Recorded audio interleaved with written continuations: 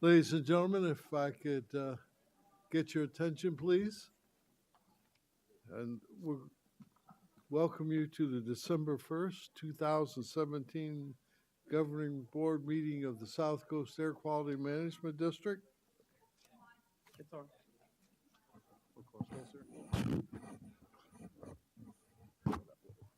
How we do? Is that better? Okay. And we'll start with a Pledge of Allegiance, and we'll ask Dr. Liu to lead us in that. Why, thank you. Please all stand and repeat after me. Pledge allegiance. Of the United States of America, and to the republic for which it stands, one nation, under God, indivisible, with liberty and justice for all.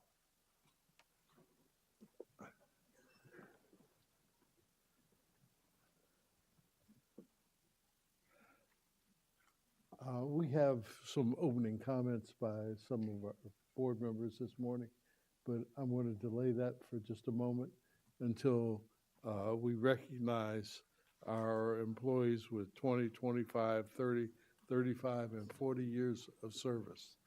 Make me feel like a piker. Thanks, Dr. Burke.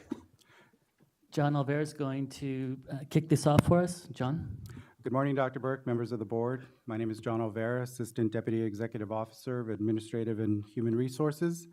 This morning, it is my honor to present to you the employees who this year have reached significant milestones in their AQMD careers, and this year we're doing it with a very brief slide presentation.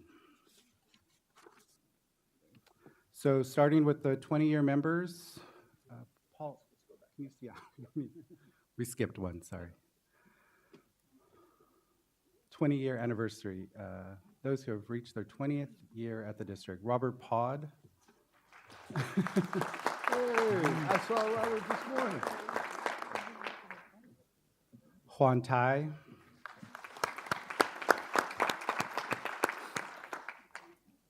Harry Hanto.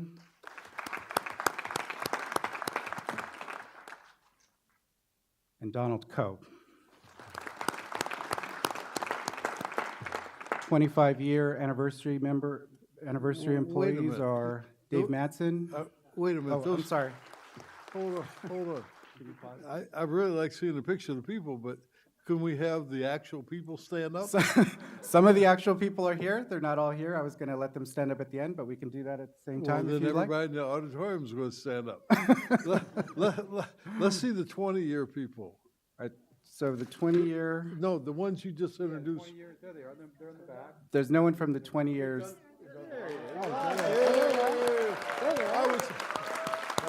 Sorry, I was in the elevator this morning with Robert, so I know he's here. Okay, I'm sorry. I didn't mean to mess up your presentation. So 25 years. And if you're here, please stand up. There's two of them. David Madsen. Oh, let's find David. Sorry. You can't pause it? Oh, okay. Well, we'll let it run as I introduce them. How's that? David Madsen and Paul Wright for 25 years. Hey, for applause.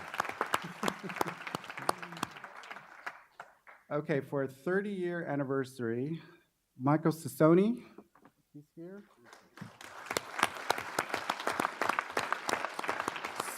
Cesar Garcia.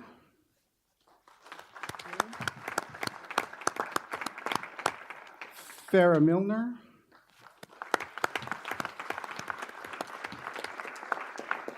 Nancy Velasquez.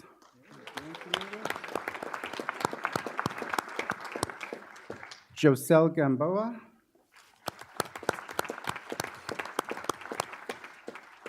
Lawrence Israel.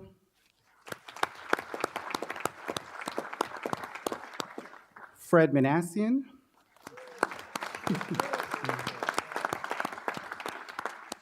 Matt McKenzie. Thelma Marino.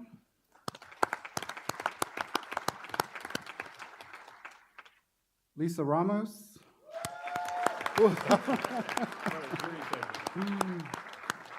Linda Desbakish.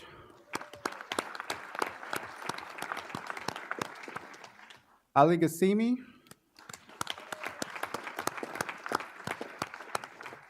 Merrill Hickman,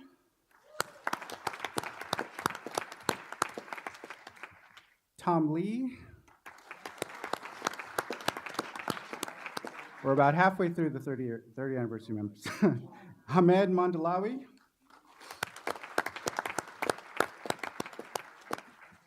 Kenneth Matsuda, Paul Park, Oh, Min Pham, Ricardo Rivera,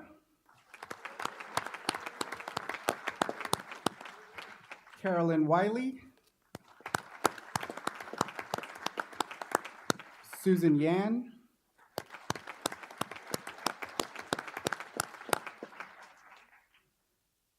Lisa Van Sorensen, Mark Vonderau, Kimberly Bolender,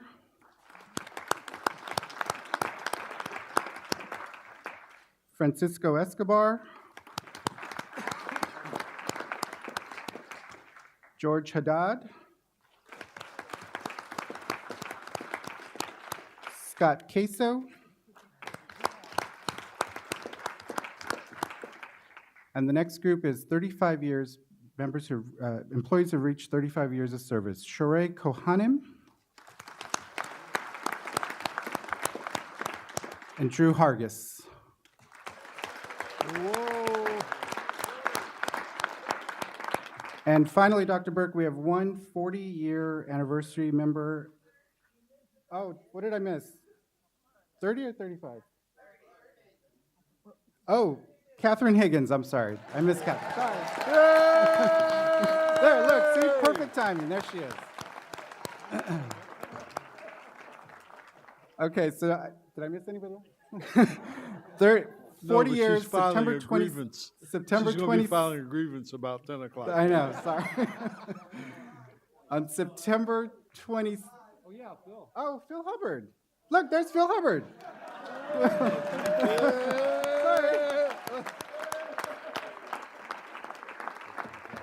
I'm misreading my list. I apologize. So, 40-year member, Martha Argandona. September 26, 1977. Congratulations to everyone. Thank you, Dr. Burke.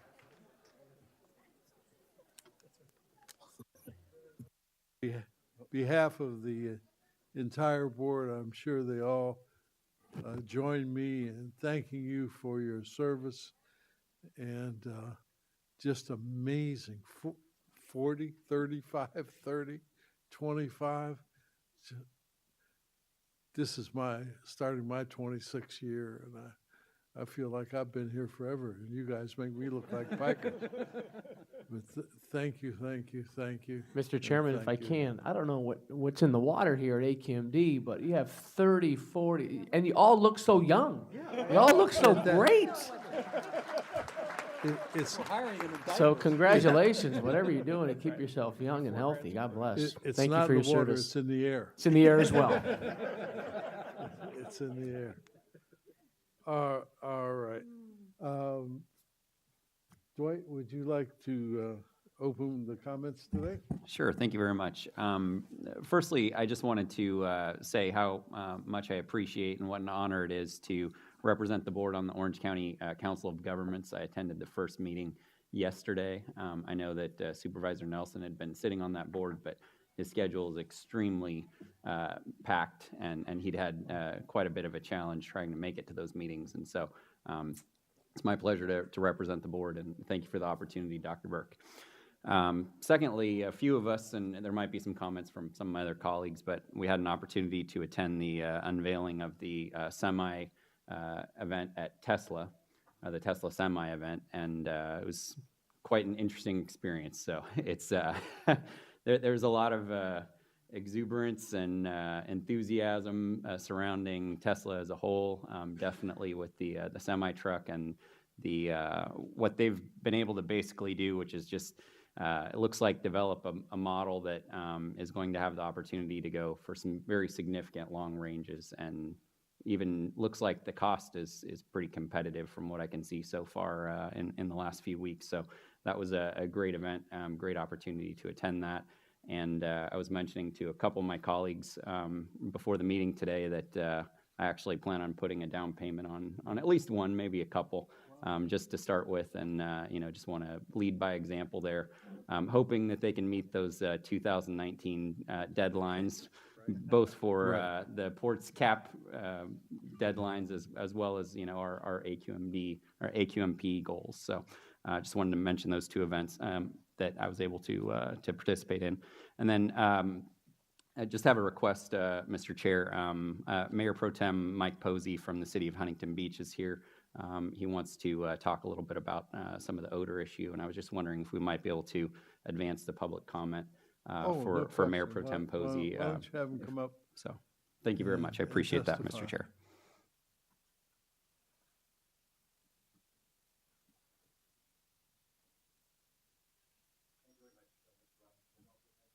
For allowing me to. You got him, Paul? Go ahead. Thanks again, Mr. Robinson, for asking me to come up and speak early, and Dr. Burke for accommodating me. City of Huntington Beach, we convened an ad hoc committee to investigate the odor complaints, the gassy odor complaints that we keep hearing about.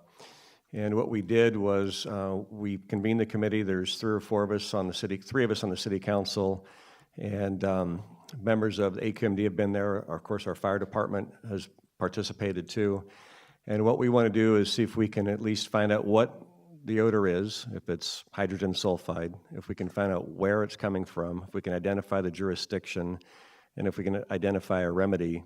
And maybe we can do that hopefully before June 1st. That's a deadline that we have for the ending date of the committee. So we have a lot of citizens that are concerned about the smell. For me, I've been in Southern California all my life, so I know it comes and goes. I'm not sure where it comes from. But if we could elevate this to a little bit higher level of attention, we'd really appreciate it. So, and that's all. Thank you very much. Thank you for your testimony. Any further comments? Well, maybe if our executive officer could just kind of give us a brief update on what the district's been doing. I know that we've been spending a fair amount of time there, and then also working with the fire department with respect to monitors, and so both in the Seal Beach and Huntington Beach area. So if you could just give me a brief update, I'd appreciate that. Sure, thanks, Councilman. So the AQMD staff has been very active in addressing the coastal odor issues. This issue was brought before the board back in September. Since that time, we've initiated discussions with both the Coast Guard, with the Harbor Police, with US EPA, with the California Air Resources Board. We've actually developed a comprehensive plan in terms of how we're looking at this issue. We're looking at a variety of different technologies. We provided canisters, SEMA canisters, to some of the fire departments, provided training. We've done over 27 sampling events, so we actually do have a pretty good sense of what is out there. The challenge that we have is that, as the mayor said, these odors are transient. We do believe it's coming from offshore. Within the offshore aspect, we've also looked at 7 of the offshore platforms. We have not had the opportunity at this point to take enforcement action, but we are pending an enforcement investigation. And so I would say that we really can't say more about the enforcement aspect. But with regards to the identification, we certainly have staff here that can talk to those issues. Dr. Lowe has been very involved in both the sampling and the technology aspect that we're looking at. And Dr. Gosh can certainly speak to some of the health effects issues. And then with regards to the action that we're taking to try to eliminate this, as I said, we are looking at all options, all tools.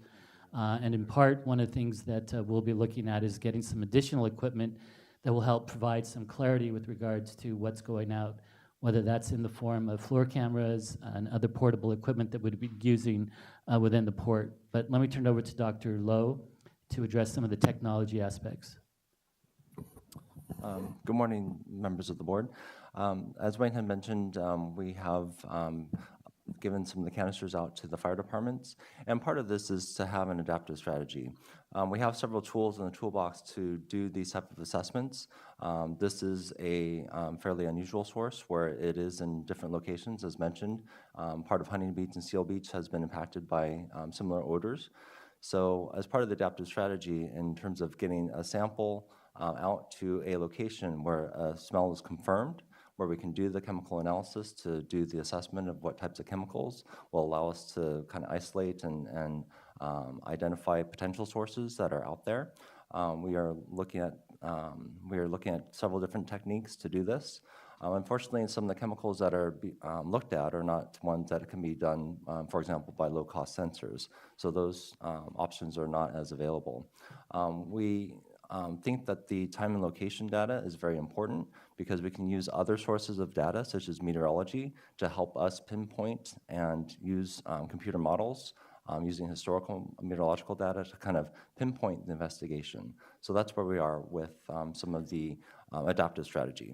Now, to talk about some of the proactive strategy in terms of using some measurements, next week, in fact, we're deploying some of our optical remote sensing technologies, both on land and over the shore, coastline, to investigate potential sources that are in both areas. Thank you very much. Councilmember, is that? Mr. Chair, thank you very much. I appreciate that, and I just want to encourage the staff to continue to do what you're doing, work closely with the cities that are affected there. As the Mayor Pro Tem mentioned, this has been a lingering issue that's gone on for a number of years, but that doesn't mean that it's not something that we can't solve today just because it's always existed. So I appreciate the efforts that you guys are putting forth, and just want to encourage you to continue to do what you're doing, and let's try to find resolution if we can that benefits the residents of Huntington Beach and Seal Beach. So thank you again, Mr. Chair. Mayor Caccioti? Thank you, Mr. Chair. Just a couple things. One is a quick shout out to our staff. I want to make a recognition to Lawrence Israel. He's one of the honorees for 35 years, but he was an instrumental witness in a case, and it shows our cooperation with other governmental agencies. Just last week, the Contractor State License Board and the Attorney General's office where I work had a prosecution, a civil administrative prosecution against a contractor.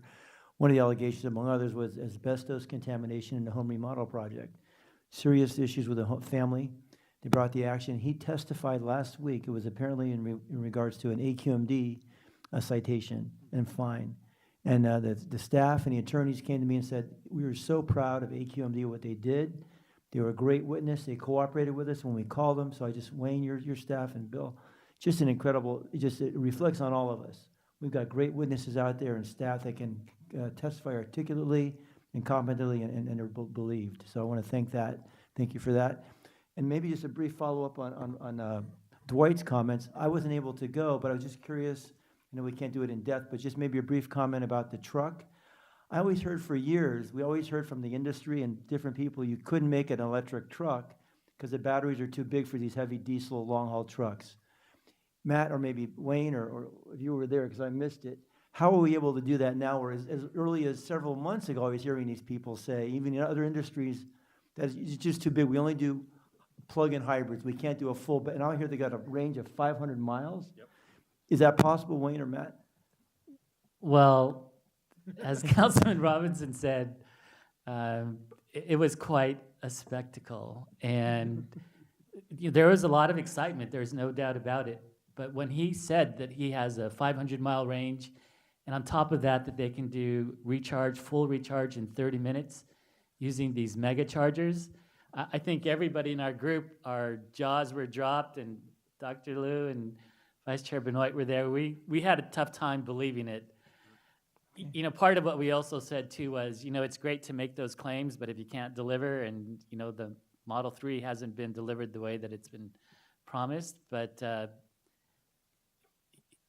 I think he can do it. I think the challenge that he's going to have is on the delivery side. I mean, look what he just did in Australia with the largest battery ever in 60 days. So he's making the mark. He's basically telling everybody else This is where we're going to be, and either you're going to be right next to me or right behind me, or you're going to be left in the dust. I think the fact that Volvo, that GM, Daimler, and others are very engaged is going to make this very competitive. And I think that if Elon Musk has that vision, I think there's a good chance that what a lot of us have thought is that the technology is so far away, but he's proving that he might be able to get that technology out sooner than we had thought possible. If I jump in. Sure. It was quite a spectacle, I agree. It was nice bumping into everybody there.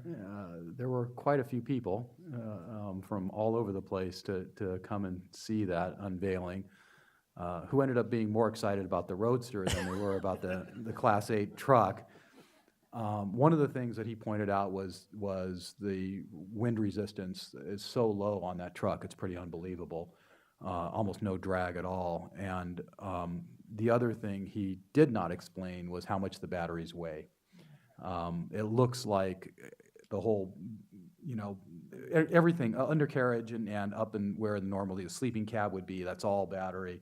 But the bottom line is that the battery technology continues to advance so rapidly that the energy density, especially with the batteries that they're using, is so good that he can make a claim of 500 miles. I assume you're going to buy the 300-mile version because you're not going to need the 500-mile version, which is it looks like it's going to be a little cheaper. But if he can do it, all the better, right? I mean, it's pretty remarkable. And if they can do it at the cost points that they were saying, then even more remarkable. We're seeing things move by leaps and bounds. And I agree with you. See Daimler and GM committing to doing all electric light-duty fleets. I don't think that's out of the goodness of their hearts, in all honesty. I think because they're taking a look at where battery technology is going, what the costs are, what the energy densities are, and they're thinking we can make more money selling these than we can selling traditional gas vehicles, which is a good sign. I think it's a whole different take. I think that this guy has come in and taken 7% of the luxury car market and not spent 10 cents on advertising. Mm-hmm. These guys are shaking in their boots. This guy's coming. So, and it's not about hyperbole. It's about people are driving these cars. And I remember when my good friend Dennis Yates was here, I'm saying, oh man, it's a fad. This is never going to continue. If he's listening to this, he'll be here in about 30 minutes. He's only a couple No, I'm going to call him. He doesn't have to listen. I'm going to call him. I'm going to tell him, I got news for you. It wasn't a fad. It's really, I think that their interest is driven by fear, because the market share is going to go away. That's just it. Yes, I think that's exactly what we're talking about.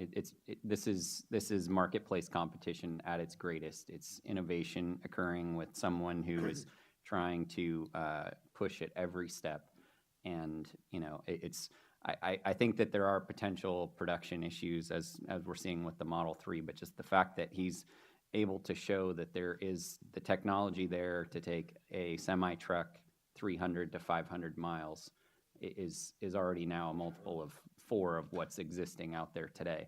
And so that pushes both pushes Detroit, pushes all the diesel engine manufacturers, everybody out there to new levels. They're going to have to really focus on fuel efficiency or alternative fuels or whatever it might be just to be able to compete. And this a little bit of what we were talking about last month as well, about our focus on fuel neutrality, but just allowing the market to compete out there. And he's the one that's doing it in a way that is has the least, has zero tailpipe emission, right?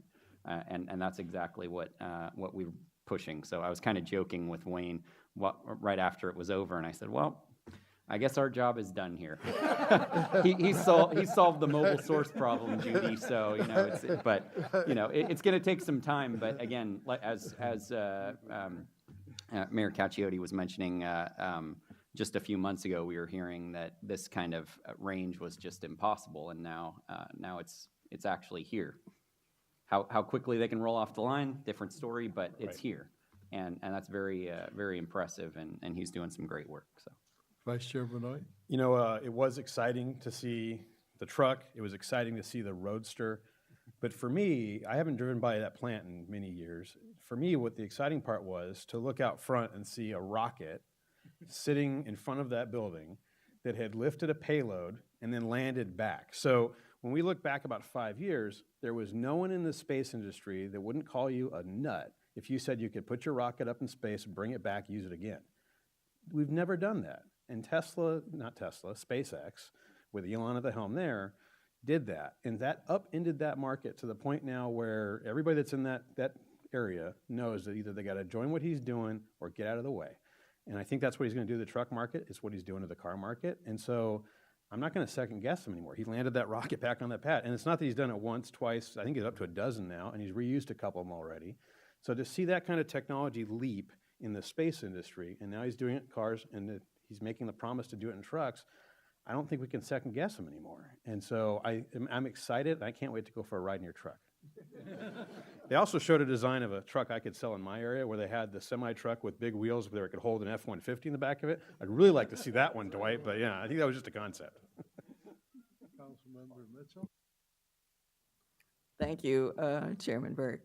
I wanted to, first of all, congratulate our own council member, Joe Buscaino, who was elected last week or so for a second vice president of the National League of Cities. This is a national stage and a real benefit for our area to have a council member from the city of LA marching up the executive board ladder to become president of the National League of Cities. Joe, we are proud of you. Thank you.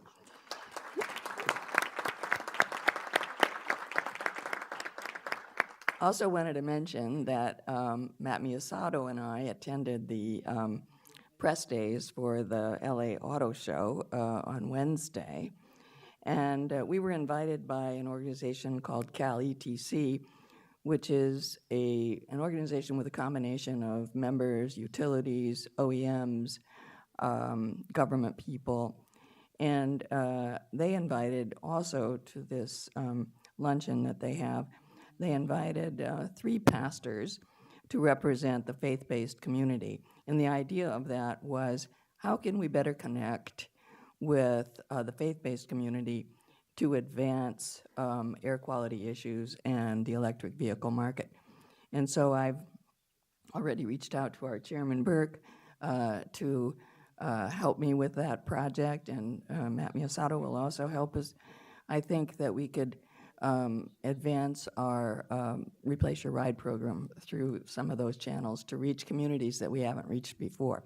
So that's kind of on my agenda to work on in the next year. The auto show is pretty remarkable. We looked primarily at the newer vehicles, the zero-emission vehicles, and we saw a vehicle that's a blend, a hybrid of hydrogen fuel cell and battery.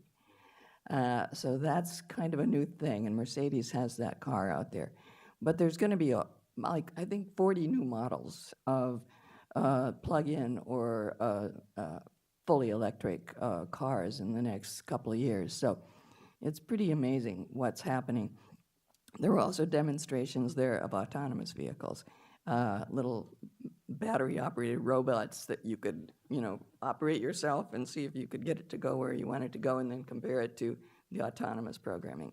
So if you have a chance, that auto show's on through the weekend. So invite everybody to go and take a look at the new things, the exciting new toys that are out there for us to try out. Thank you, Chairman.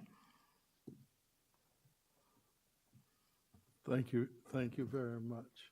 Are there any comments by the Executive Director? Yes, Mr. Chairman. I'm very pleased to announce that tomorrow at the Center at Cathedral Plaza in downtown Los Angeles, we'll be having our third annual environmental conference entitled The Conversation on Environmental Justice.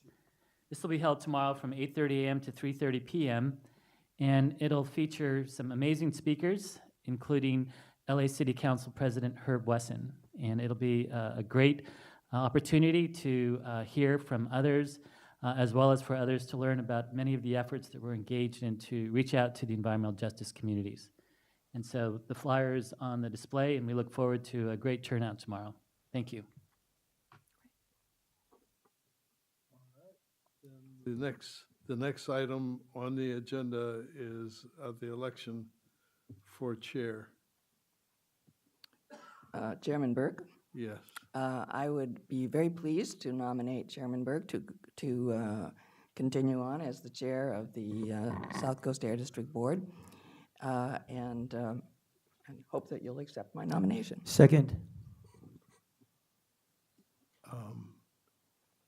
I'll move to close nominations. I call for the question. I'd like to thank everybody. There's no question I love this place. There's no question I love what I'm doing. And I think we have a fine board. I think we have a diversity of opinions, and I think that it makes for better policy. And it would be a great honor for me to continue as chair, and a privilege to work with my colleagues. So thank you. Mr. Weiss, do we have to take a vote? It sounds like it's a unanimous acclamation, Dr. Burke, so. Okay. Then, for the, Without the, I don't believe you have any opposition. okay. Then I'll recognize Vice Chair Benoit, who's asked to be recognized. Sure. It's come to my attention that there's a gentleman that I respect very much that would like the opportunity to serve in my position. And I would like to nominate Dr. Clark Parker. I'm running into a lot of time constraints myself next year, and I'll be jumping on another board as a vice chair there, or a second vice chair, and potentially at least. And I'll also be jumping in my mayor's year. So there's a lot going on in my life, and I'll be happy to let Dr. Parker jump in on this if he's so willing. I'll second that nomination. Any other nominations? Move to close nominations. Mr. Chair. Well, okay. Then it looks like that's unanimous too. Clark wants to make a comment. I would like to, Before you go, I'd like to thank Mr. Benoit for his service as vice chair. I have to say, not only himself, but his whole family is a credit to our state. I have enjoyed serving with you, and I look forward to serving with you. And when you told me what you were going to do, I thought about some things that I'd like for you to consider, which I will discuss with you privately here at the board. But you've been wonderful, wonderful. Dr. Parker?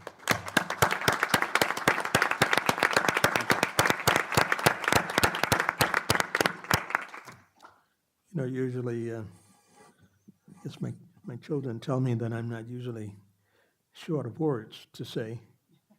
But sometimes when you have something that is very personal to you, and that is when someone else that you have a lot of respect for chooses to be the one that nominates you to succeed them. You're wondering whether or not you were able to fulfill the great job that this person has really carried on.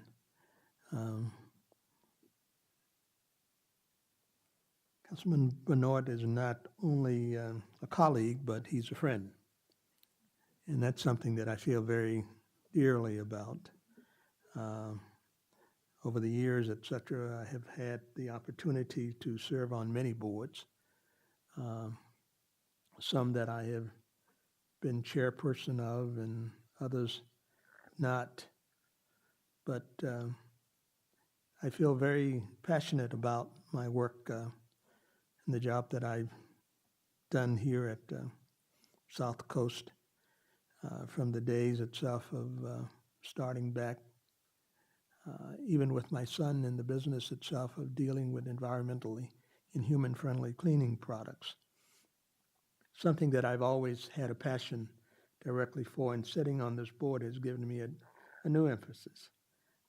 Serving on as chairperson of the Mobile Source and of the Refinery Commissions, I've had an opportunity to work with Mayor Benoit and Councilmember Mitchell and the chairperson and many of you that are sitting here. And I really felt honored when the board asked me to represent it in the meetings itself with Exide that I could do there. And we spent many days talking with the judge about how we could possibly deal with those issues.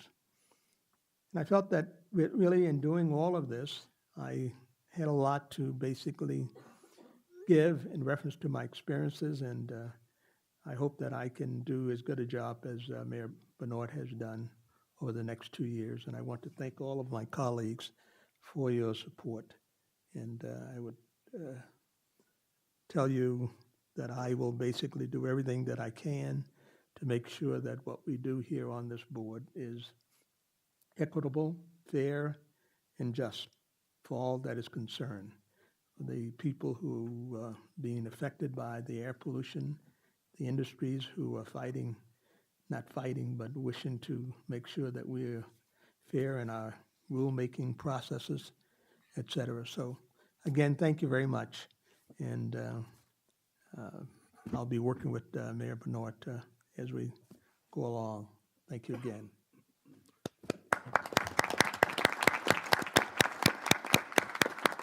Moving to the consent calendar, we have Mr. Etter has pulled 2, 3, 4, and 6.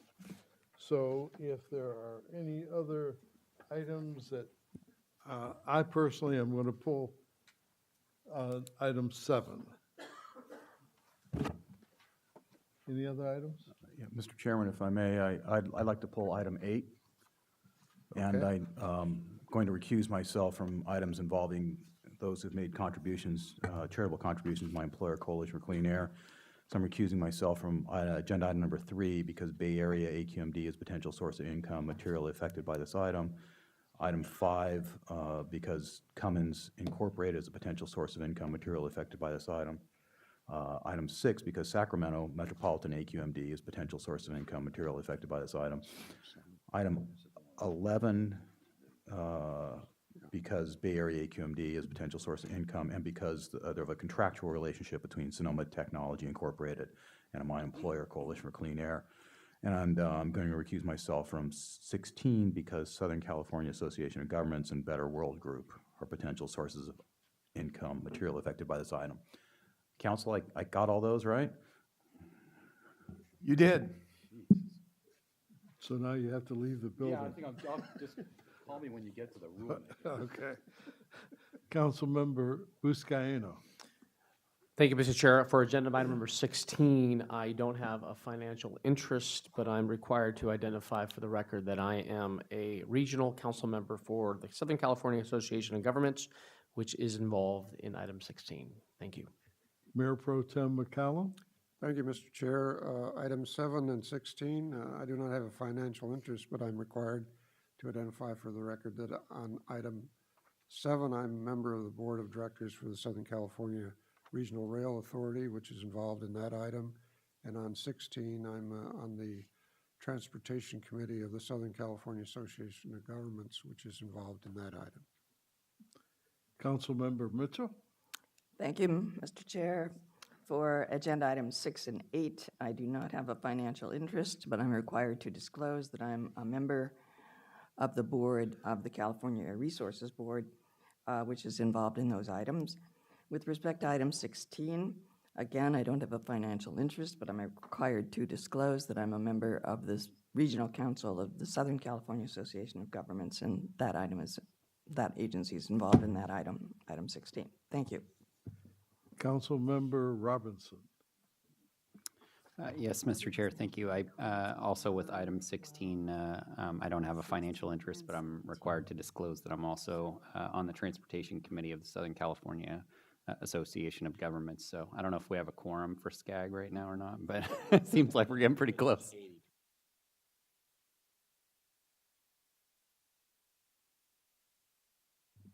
Mayor Pro Tem Benoit. Yes, I'm also on item number 16, not financially involved, but I do also sit on SCAG. So.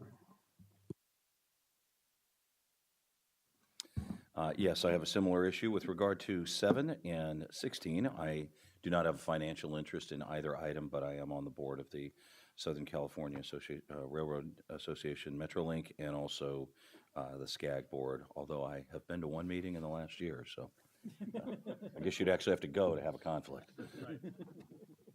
Okay. Subsequent to everybody speaking, Mr. Etter has also requested to pull item 9, 12, 15, 18, and 8. So I'm trying to get all these in order here. So we are pulling items 2, 3, 4, 7, 6, 7, 8, 9, 12. I can't make this out, Mr. Etter. If this is, can you see? 16, I think. 16 and 18. Was that correct? 16 and 18? Dr. Burke, I thought you had mentioned 15. 15. I think that's, yeah, that's 15.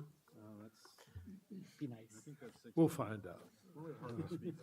Why don't we, instead of taking the items which are not pulled, we'll have Mr. Etter speak on all of the items he wants, and then we'll just take them all at one time. Mr. Etter, will you come to the microphone to test? How are we going to do that? Is he going to test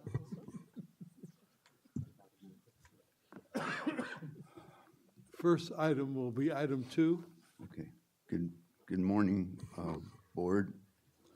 I'm Harvey Etter, speaking for myself and for the Public Solar Power Coalition. On item 2, we submitted, on reclaim, we submitted documents about the largest solar power plants in the world that were within 100 miles of the district, 354 megawatts of solar power plants, line-focused concentrators built by an Israeli firm named Luz, and they're referred to as SEGs, Solar Electric Generating Stations.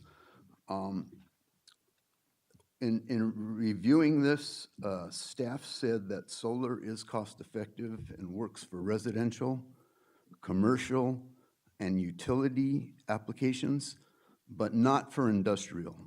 This is illogical. Solar does apply to industrial, and that includes the reclaim program. We came to you 6-8 years ago and used the term that we must return back to command and control, which is the policy of the board, which is good. But we've got to move towards immediate total solar conversion, plan and implementation. And the NOx that's referred to here in SOx, NOx is also a precursor for PM. And there are lots of deaths from particulate matter. The district is now using a 4,100 number for premature deaths instead of the 1,600 number that was in the plan. And this is CARB's number. It is not published yet, I've been told by staff, but it should still be used by the district and brought to the attention of the board. At $9 million per premature death, this is like $36 billion a year, and over 30 to 50 years, $1 trillion to $2 trillion in social costs just related to premature deaths. So this needs to be dealt with, and now. The discussion that we had earlier, that you folks had about the semis and Tesla, we've been talking to them and other manufacturers for well over a year now. And it is possible to move into this and do it now without natural gas, et cetera. Okay. Item number 3.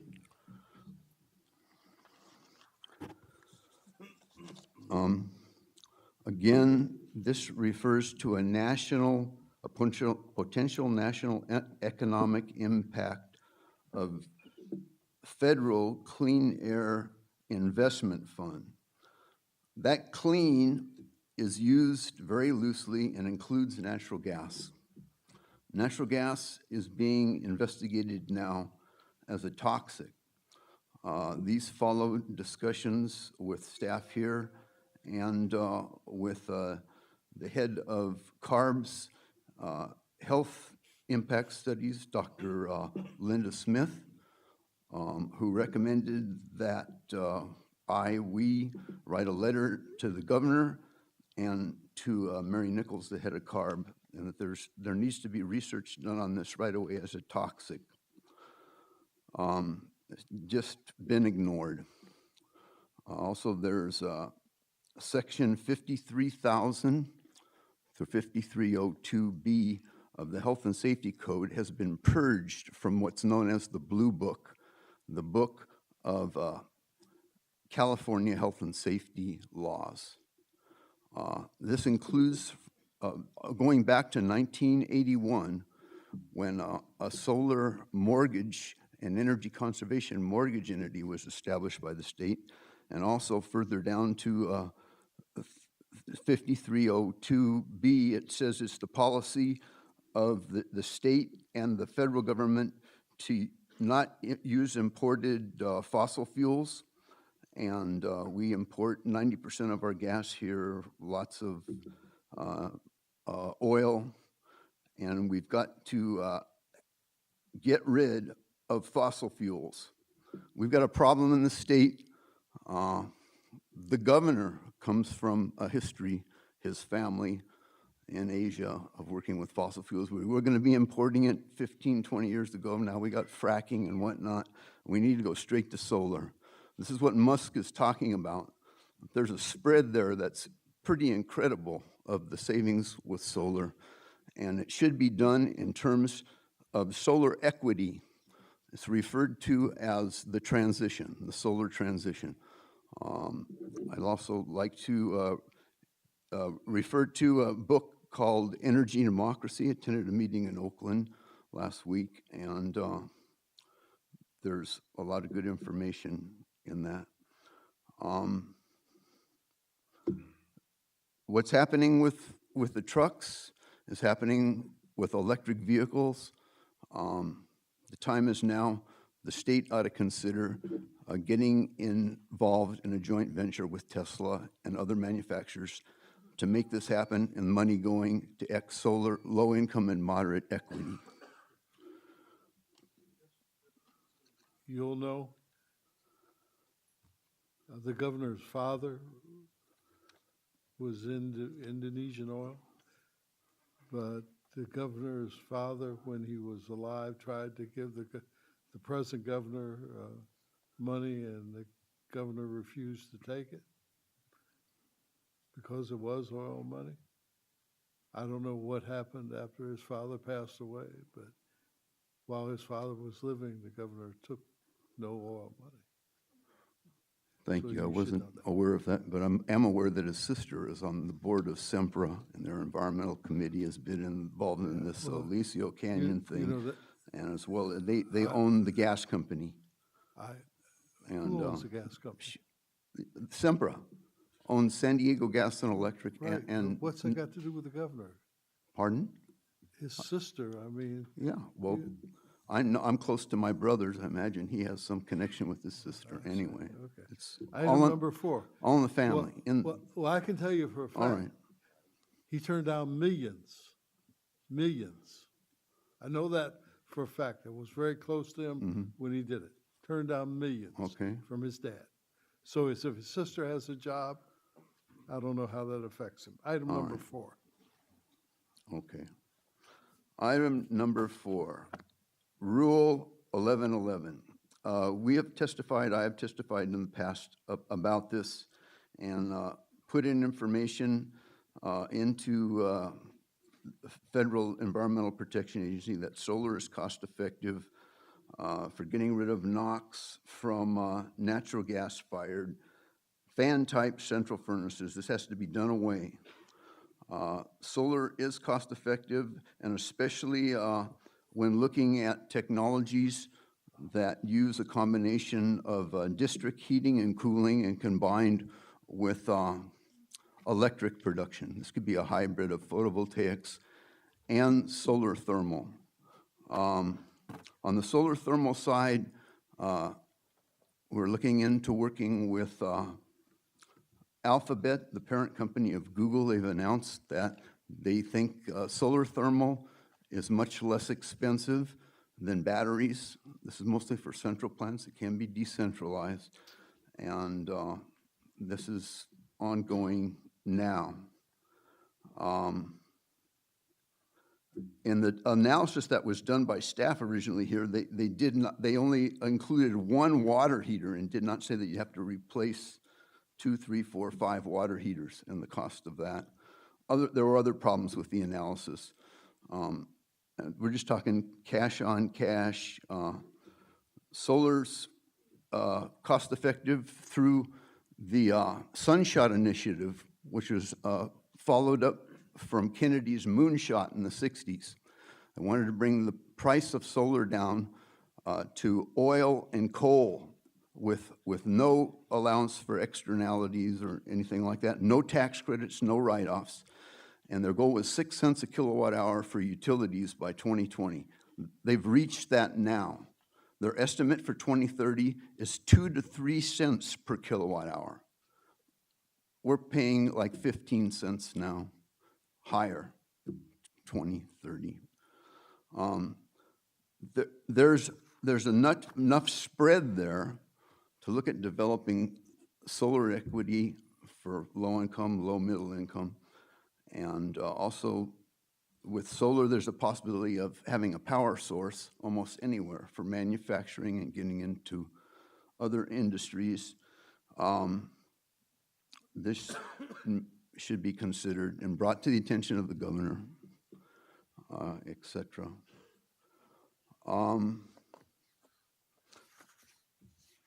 Kind of pooped out on this one and didn't follow through up with litigation through the Environmental Protection Agency. But it needs to be followed up on. It should not be let go without looking at solar conversion and its life cycle cost effectiveness. Item number 6. Item number 6, executive contract to develop and demonstrate near zero emission oppose piston engines. We need zero right now. The technology is available.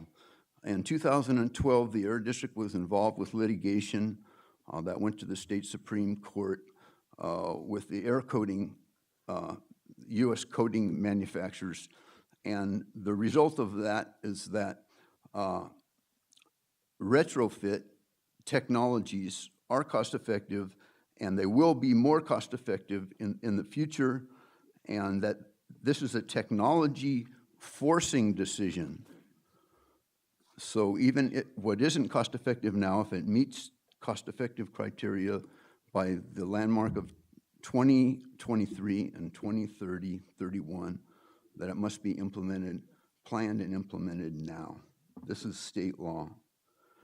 And I mean, the technology's here. You folks were, talking about Tesla and Elon Musk and what they're doing. He has had some problems, and my understanding is they were going to put 2 of the 3 motors into the truck, and now they've doubled it to 4. So anyway, I think that the district and the state, and we've got litigation with both now, and there is in the record about solar equity. There's the book by the French economist about capital in the 21st century and inequity. California has more inequity than any other state in the union. And we've got a homeless problem.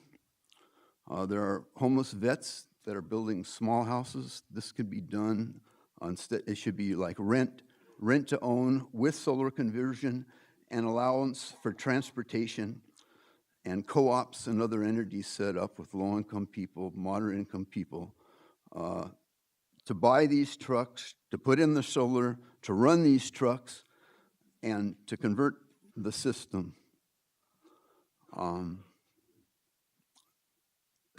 This is also in another item that I'll address about the partnership, including transportation, that this needs to be evaluated now and put in now. Number 7, but I had spoken to Supervisor Nelson and clarified it for me, so you can go on with item number 8. Okay. In passing 7, I say that locomotives can be run on solar as well. We see that with the trucks. We can do it. It's just a matter of getting the will to do it. Number 8, adopt resolution recognizing funds and accepting terms and condition for funds under AB 134. The district's got of $250 million distributed by CARB, 107.5 million.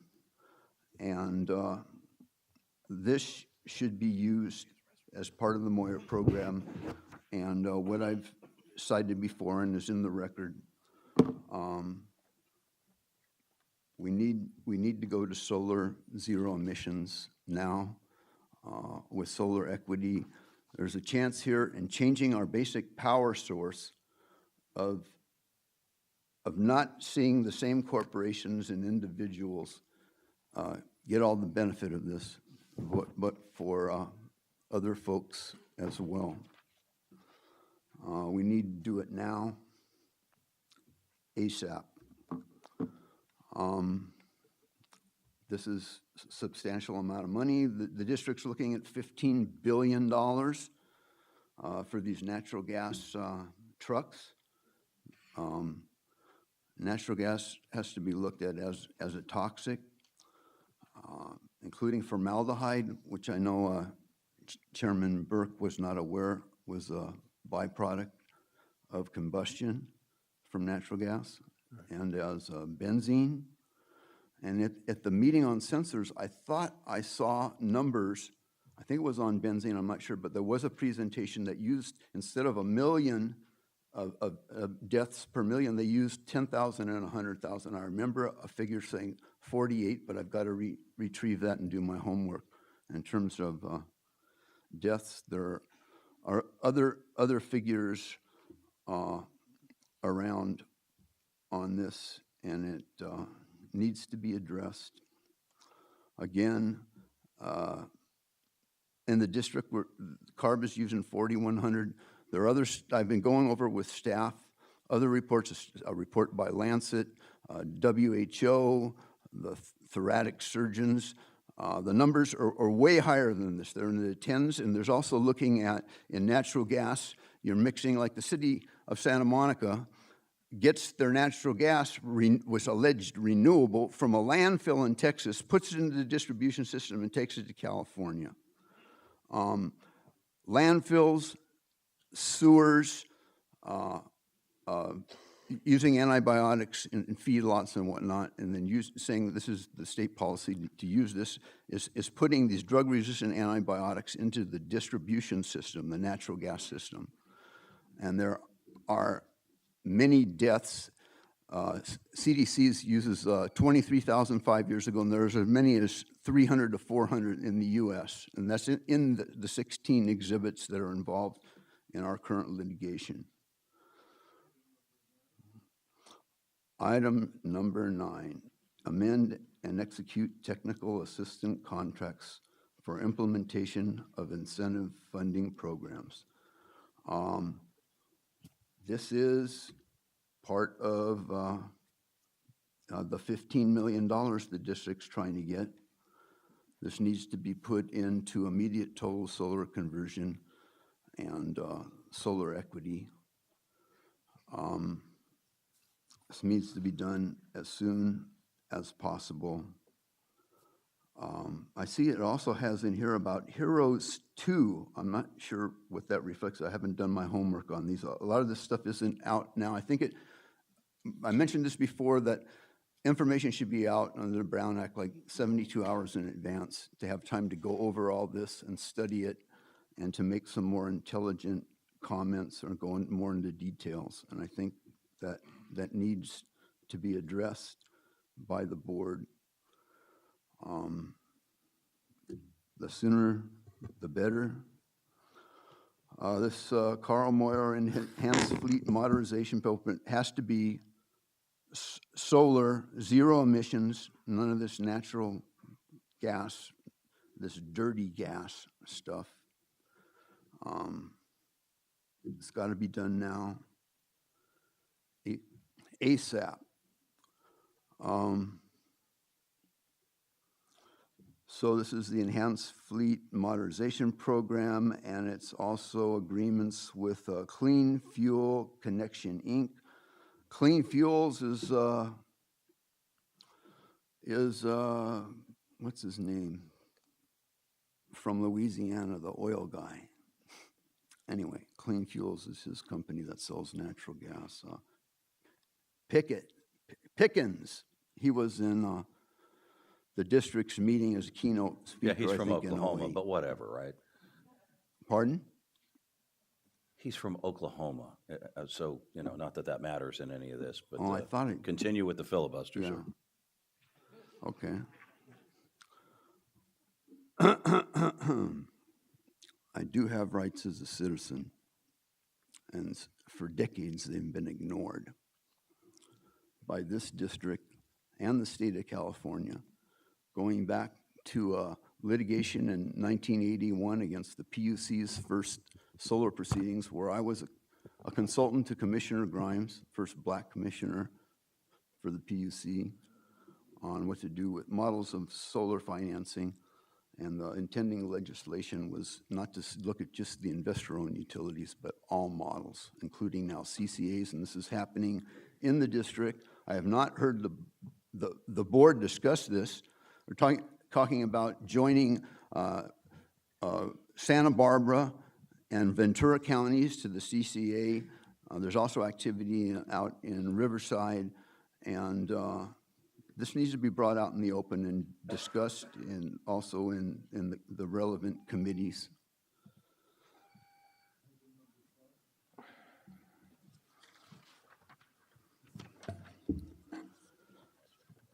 Execute contracts for strategic consulting services from legislative representation in Sacramento. I wasn't at the administrative committee meetings. I reviewed it online. Also, this is of the administrative committee, and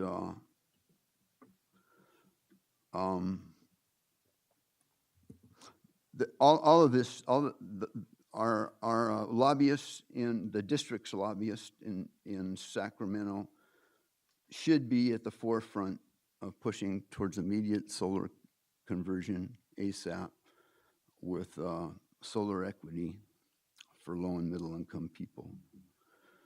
And so we should be instructing our lobbyists to work on this. There's going to be a lot of push against CCAs in the legislature this year. They're saying within 3-5 years it could be 85% of the population of the state of community choice. And this started back in 15 years ago, in 2002, when Enron gamed the state.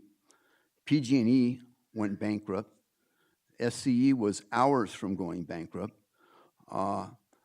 John Burton and the state of California, under a Republican governor, we're going to buy out PG&E's transmission and distribution system for $1.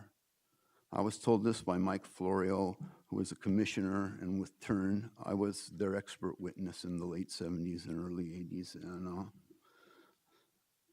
I wasn't aware of this. I've been negligent, and this should be looked at.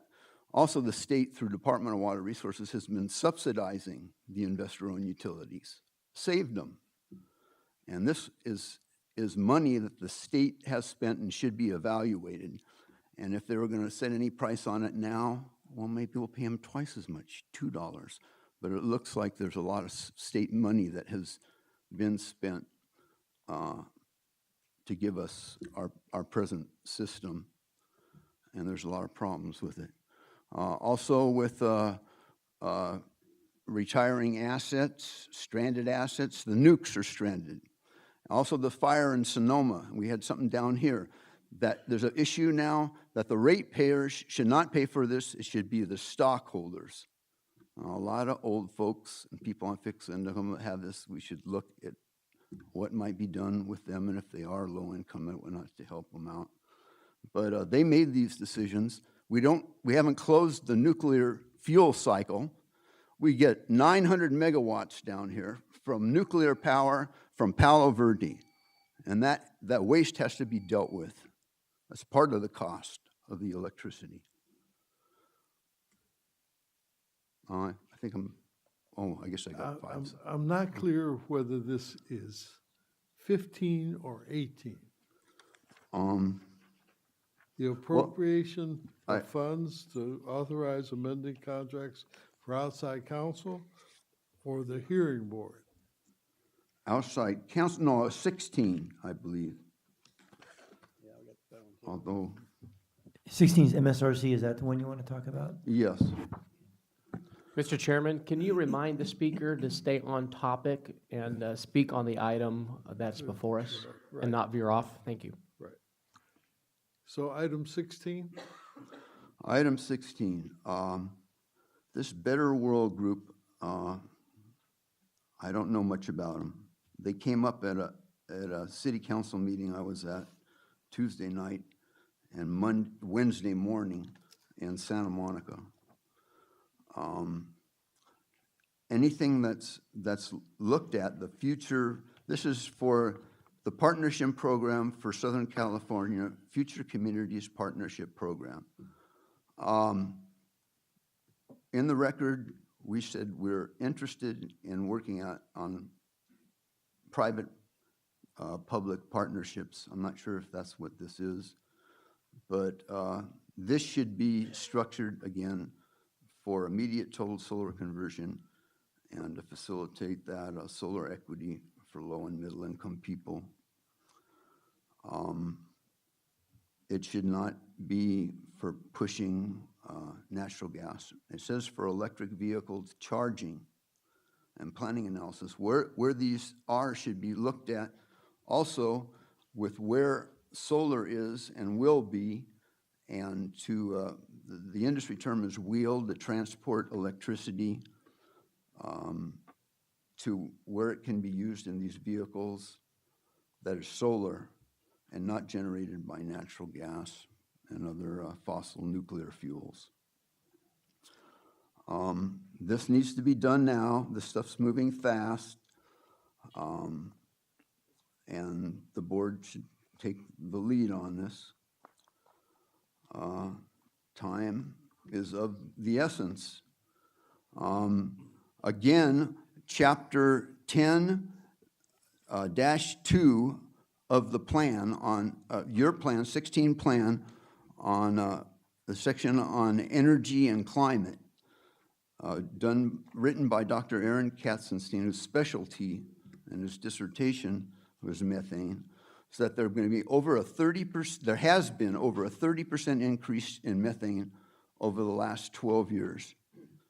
And this gives us numbers now like 750 parts per million CO2 equivalent, not the 450 that CARB is using.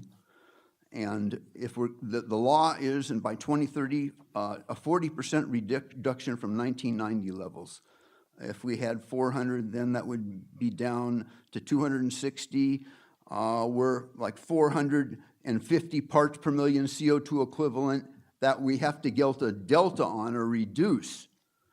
This changes, these new facts, all the climate adaptation plans and studies done by local government, by joint entities of government, and by the state, as well as the federal government, which isn't listening, but that's something else.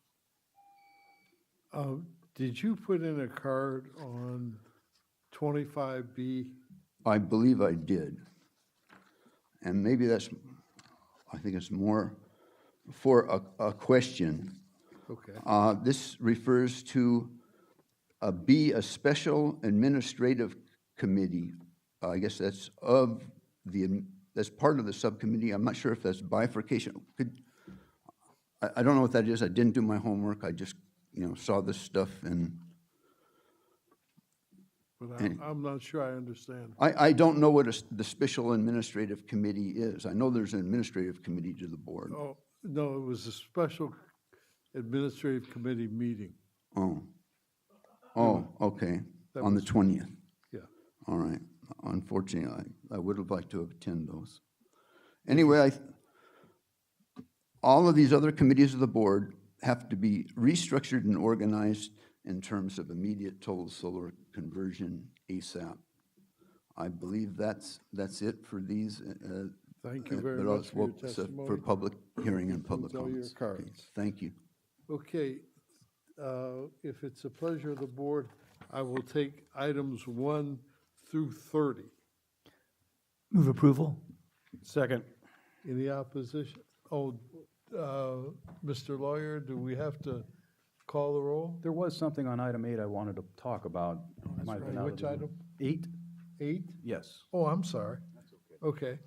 With the exclusion of 8, do we have to call the roll? I think it'd be a good idea, Dr. Burke. Okay. Would the clerk call the roll on all items except 8, 1 through 30?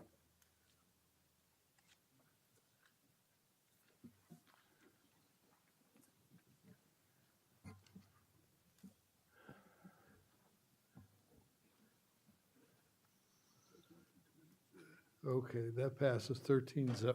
Okay, item number 8, Dr. Luke? Yes, I'm sorry about that. This is with regard to incentive funding that we're receiving from the state under AB 134, and we're all familiar with the problems that the truck drivers down at the ports have been having with their labor and employment issues, and several trucking firms, many of whom may be applying for these funds, might have been found to be in violation of either employment or labor laws. And I was just wondering if staff could answer or maybe investigate whether we as a body can require that the recipients of these incentive funds sign a compliance certification saying that they are in compliance with all state and federal laws and local laws, especially those with regard to employment and labor regulations. Yeah, we can look at that, Dr. Liu. Mr. Chairman, if I can, thank you, Dr. Liu, for making that recommendation. We heard in my committee that I chair, the Trade, Travel, and Tourism Committee, a special meeting alongside my colleague, Mr. Bond, And then we heard just testimony from these port truckers, alarming testimony on the working conditions that they face day in and day out. It was appalling to hear the testimony. So we're doing everything we can under our jurisdiction legally to address those types of labor issues and anything we can do. So I kind of want to support Dr.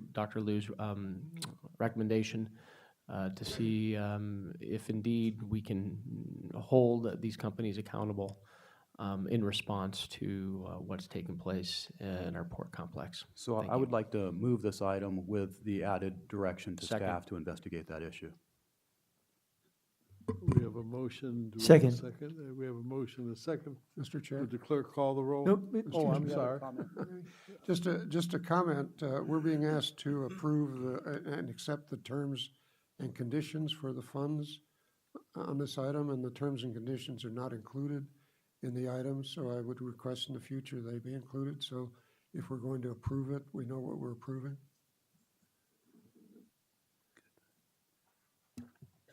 It did send me back to the law that was passed to see what those were. Right. It'll be And done. Thanks, You know, Mayor. it's not clear to me how we could give a grant to someone who's in violation of the state law. I don't understand that. What do you gotta look into that? I mean, can we give money to someone who's violent? I don't think so, right? Wrong, maybe. Shouldn't. Should I call my That's why we cousin have Louis? attorneys. Right hand, left. I mean, I don't understand what we're looking into here. As I understood it, Dr. Burke, the concern is that the grant recipients may be violating labor laws in connection with these contracts. And the question is, to what extent can we put provisions into the contracts requiring that labor laws are adhered to? I suspect that you're absolutely right, that we can put those provisions into our agreements. As I sit here right now, I don't know the answer to that question, though. Okay, let me not slow things down. Okay, we have a motion and a second. Would the clerk open the roll, please?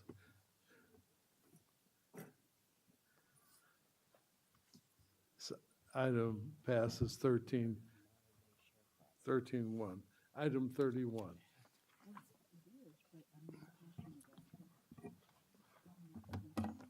Mr. Chairman, this Yes. item 31 says, I own an interest in Chevron, and which disqualifies me for participating in this, and so I'll leave the room and not take part in this item.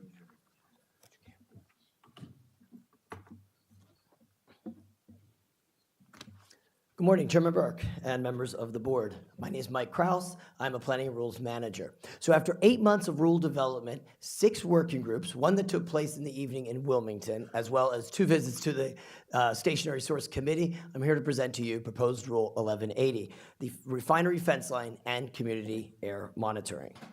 Now, by way of background, the community raised concerns regarding exposure to refinery emissions and the desire to have real-time air quality information and notification. As you know, Assembly Bill 1647 requires fence line and monitoring in the community at and near the refineries. There's also Assembly Bill 617, and that will require the state to identify the highest priority locations throughout our state and will likely require community monitoring in these same communities. As you know, there's multiple monitoring efforts taking place, and staff is working to coordinate and integrate those. I listed those down below, but to kind of put this into context for you, we decided to divide it up by years. This year, SCAQMD, you know, that's our air quality sensor performance evaluation center, is deploying low-cost sensors. The monitoring projects that's taking place at the Torrance Refinery will continue through 2019. Next year, EPA kicks off their deployment of their benzene monitoring rule, and SCAQMD will initiate their MATES 5 effort, along with making the plans for 1180 due, and I'll explain those in a second. In 2019, that Assembly Bill 617 will then actually have the requirement for the installation of the community air monitors. We'll talk about that in a second. And come January 1st, 2020 is the ultimate deadline for Assembly Bill 1647 to have the full deployment of refinery and community air monitoring systems. And by the way, we'll be reporting back to the board to keep you updated as far as how these activities are complementing and working together. We did craft this rule cognizant of all of these activities going on, and the stakeholders were also vocal in that regard. Okay, so with regards to the rule approach, this does apply to petroleum refineries. We try to be consistent with the EPA rules, what's being sought out after in Assembly Bill 1470, as well as the Bay Area that also has a rule similar to this that has been adopted previously. And their focus, of course, is on the potential major sources of those facilities processing transportation fuels. For our rule, however, we wanted to approach also the idea of flexibility, to provide those affected sources, to provide a plan by which they will proceed to install their fence line monitoring system. That plan was due in 8 months, come August 1st, 2018. Now, so they're not working in the dark. We wanted to establish some guidelines. So we worked with the stakeholders, and by the way, the stakeholders were the affected facilities, affected community groups, as well as interested environmental teams. And those guidelines presented a very prescriptive way by which what we expect to have in the plan. So we listed down here, for example, like what's going to be your fence line coverage, your proximity to sensitive receptors, what type of equipment would you be installing, how do you ensure quality assurance of the data that gets out there, and then finally, what is your proposed notification system. We also want these plans to be allowed to have a public review, public comment and review period, so we incorporated that. And then once those plans are approved, we're giving those affected sources 1 year to install and deploy their fence line system. With regards to the air pollutants that we expect the fence line air monitoring system to cover, we've listed these here. These are included in the rule. You recognize those, NOx and SOx in the criteria end. Lots of VOCs, as well as other compounds, and as you see, a number of those are toxic air contaminants. These, again, are refinery-related pollutants.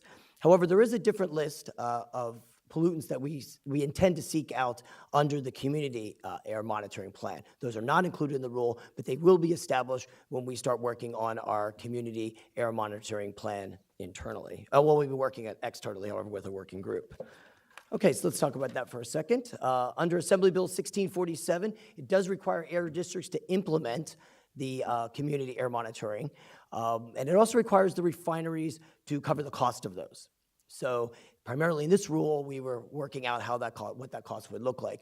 We initially came up with the idea of a fee structure based upon throughput. That sort of seemed to be pretty straightforward, using data from the CEC.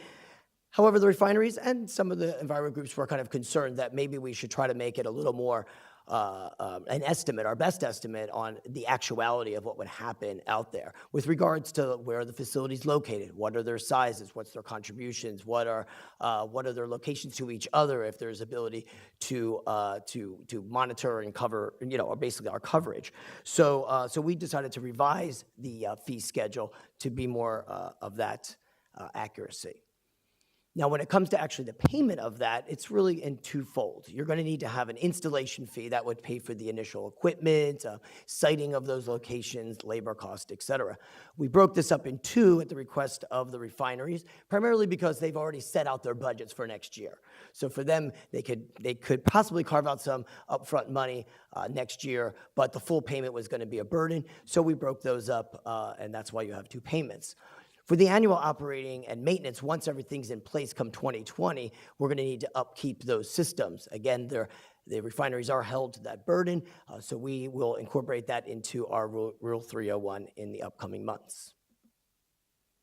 Some other requirements in the rule, such as what are the triggers that would cause the need to update the plan? What happens if there's equipment failure, and how will everyone be notified? How will we be notified? And what kind of steps will be taken to correct that action? And then, of course, record keeping. Now, I want to touch on three of the key issues that you'll probably hear today. There's one refinery facility in Paramount that is currently producing biofuels.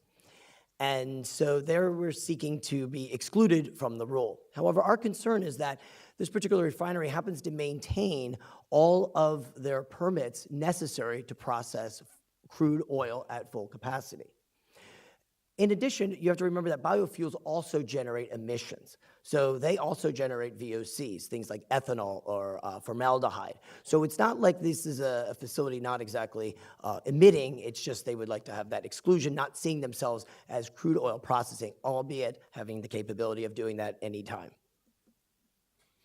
Another issue that was raised was what the list of pollutants that we were expecting the fence line monitors to pick up. The claim was that these were not associated with the refineries, but I just want to highlight to you that the pollutants that we did identify and included in the rule are ones that are found in a number of oil refinery reports. I wanted to highlight that just recently in the OEHA report was those same type of pollutants. However, in the rule, we added a provision to allow those facilities to defend themselves as far as the number of the pollutants that they are emitting, so they can demonstrate to us whether they believe those pollutants may or may not be, and proof that up, of course, with their equipment. But one thing we also wanted to note that a lot of the new technology, you guys all attended the great sensors conference this year. You could see what advancements have been made in that world, and a lot of those pieces of technology actually pick up a whole series of pollutants already. So we believe that if they move forward with things like an open path technology, they will actually be capturing these pollutants already, and might as well inform the public what those numbers are. And then finally, there was an issue raised with regards to whether we were providing a full public process, a full public comment review for these plans. Our challenge here is that it's a very tight time frame.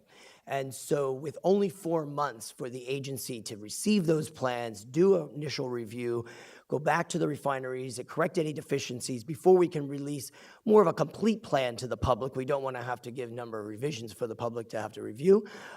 We felt that the timing that we gave was adequate. However, in respect to the time frames that people would like to see more, we've added a resolution language that says we would release those plans for public review as reasonable as possible out to the public. Okay, so finally, our recommendation then is for the board to make a determination that both the rule and the guidelines are exempt from SCAQMD, to adopt the rule and to adopt the guidelines. We're open for any questions. Dr. Liu has a question, and Mayor Caccioli has a question. Thank you for that presentation. I was wondering, with the smaller refineries, the one of 40,000 barrels per day or less, if you could explain why you decided to exclude them, and then if the situation gets worse with those refineries, what you plan, or the options you're considering. So Dr. Liu, this is Philip Fine. I'll address that issue. So the refineries that would be excluded because they're less than 40,000 barrels per day are not typically what people would think of as refineries. A lot of them are asphalt production facilities that do have a small amount of refining in that process, but it's not what most people think of producing fuels for transportation. There are a number of those. We typically don't get a lot of complaints or community concerns expressed on those facilities. It doesn't mean there couldn't be issues there. We have a lot of other programs that could be brought to bear to address those if they did become issues, or we have AB 617, we have other special monitoring projects, and we're happy to investigate that.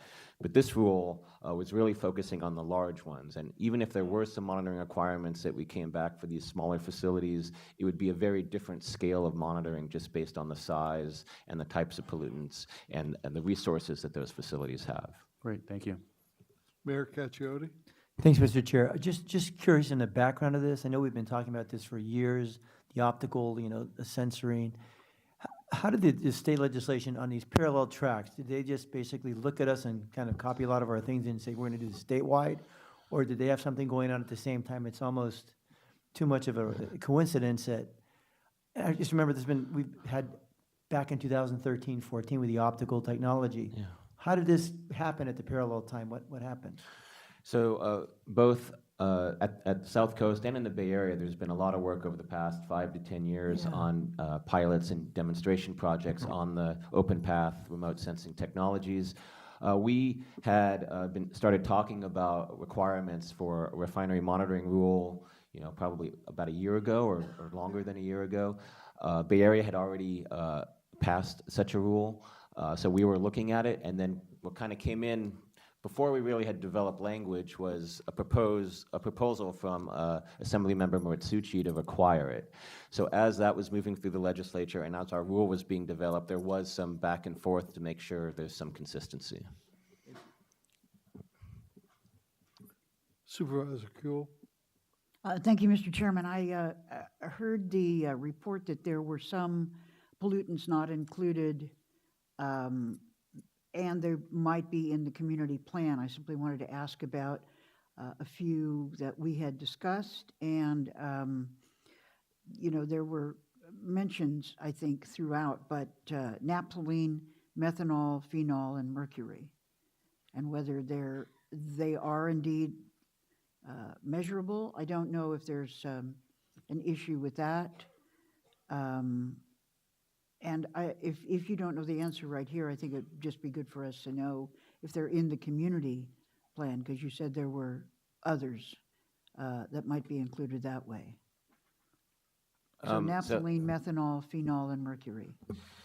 I'm not aware of any continuous real-time methods for any of those pollutants. I guess there are some for mercury, but they're very expensive and fixed sites. So if we were going to do mercury, it would more likely be in a community setting where we're actually measuring exposure rather than putting dozens around a fence line.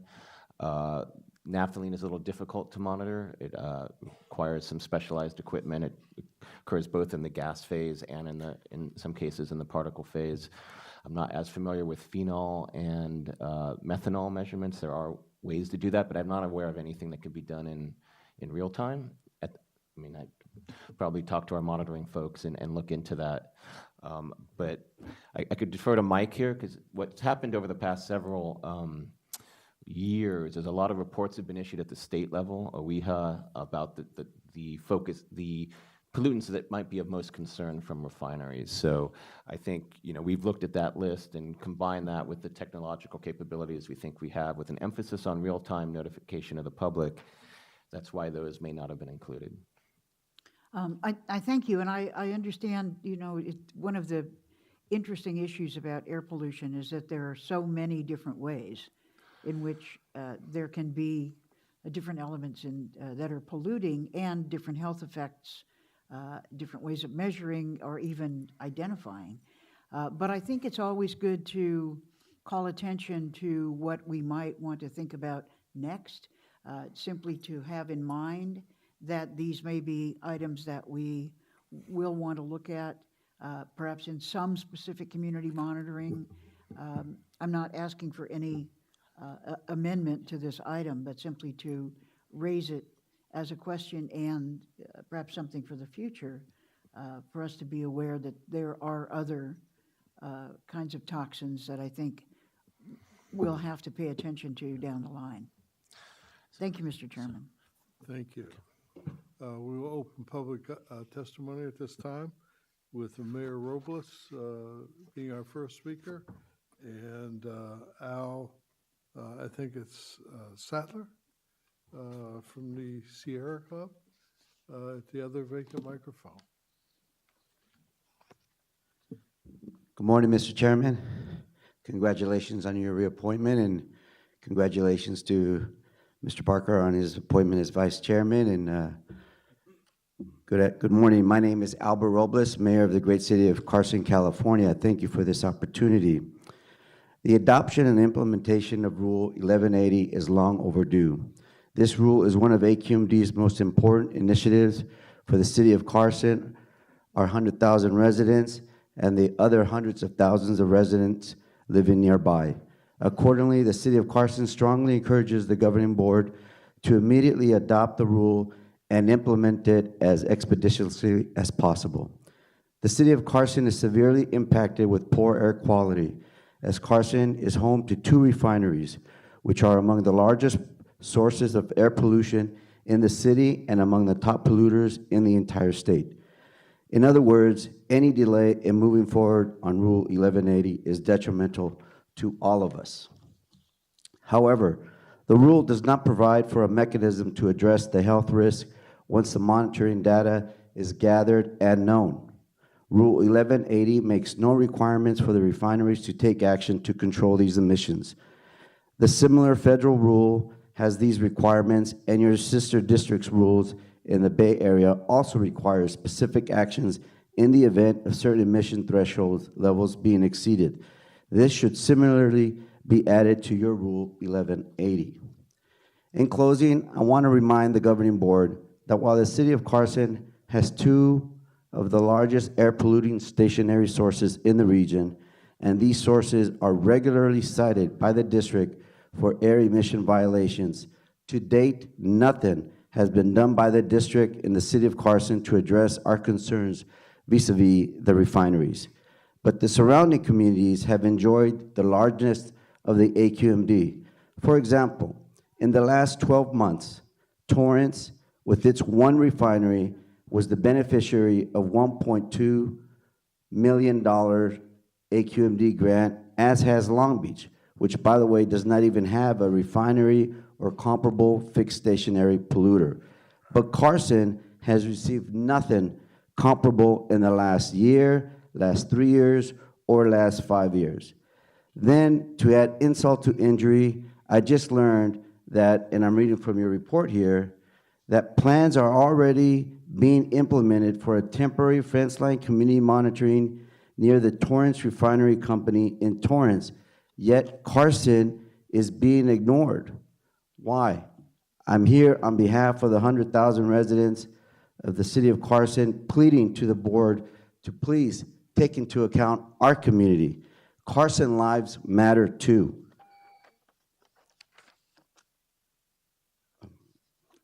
Thank you. May I just have Mr. 10 Mayor, more seconds? Before you leave the podium there, I'd like to get our executive director to respond to your comments. Yes, thank you, Mr. Chairman. Excellent testimony. Thanks, Mr. Chairman. So I'll provide some of the context, and then I'll also have Dr. Fine provide some of the response. In response to the issue that was raised regarding the Torrance Refinery, as many of you know, a lot of that came out of the settlement with regards to the explosion at the ExxonMobil facility. Right. And as we move forward, the board has made its intent very clear that you'd like to see these kind of funds spent within the community. We haven't had this issue with the Tesoro or the Phillips 66 with regards to the other issues with regards to health impacts. Those impacts and subsequent actions will be addressed in subsequent rules, and I'll let Dr. Fine talk about some of the work that we're doing in that regard. Mr. Chairman. But, you know, because we took that money from the incident at the other refinery, and maybe the refineries in Carson, and I'm in Carson all the time, maybe they're doing a better job, but that doesn't mean that Carson should be penalized because they're trying to do better. I mean, But we don't believe that Carson is being penalized. Okay. Mr. I see Chairman? that Dr. Parker wants to speak on this, so let me Yes. let him jump in there. Thank you very much, Mr. Robles. You, in further than what you were saying, is there any prohibition within that settlement that we had that we only could spend that $1.3 million in Torrance?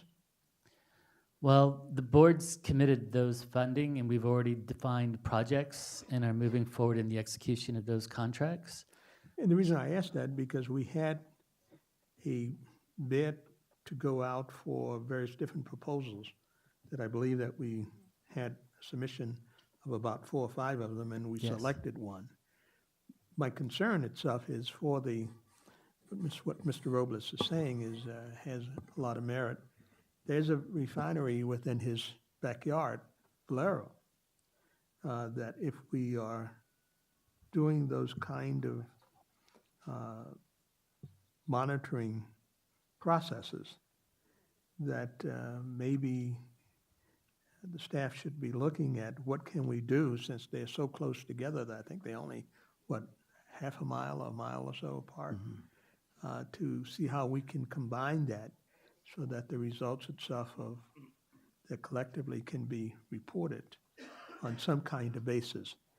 I understand, and I want Mr. Robles to understand that the fact of the matter, the reason why not Carson, but Torrance got those dollars were really is a direct result of everybody entering into a settlement agreement.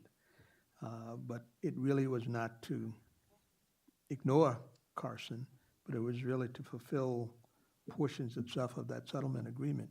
But that still does not mitigate your particular concerns as it relates to the problems that your community may be having from any emissions.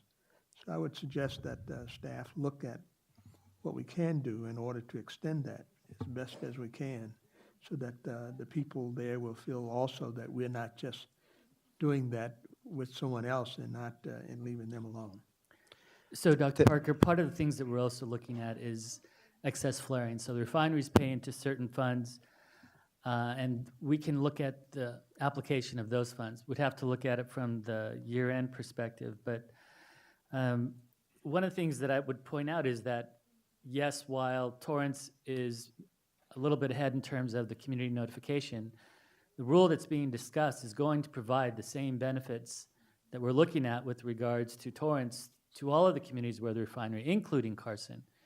So the point that the mayor had made about this technology being deployed and that it's very timely to do that, we're going to be moving very aggressively on that.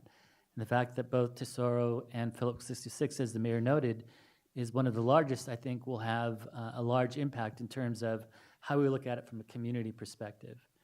So we are providing the issues that are being addressed in terms of their concerns. I think the question is, how are we doing it? Whether we did it through the allocation of penalty funds and so forth, or now it's in fact being driven by the state legislation and what we're doing with regards to our own efforts. So we will continue to look at that.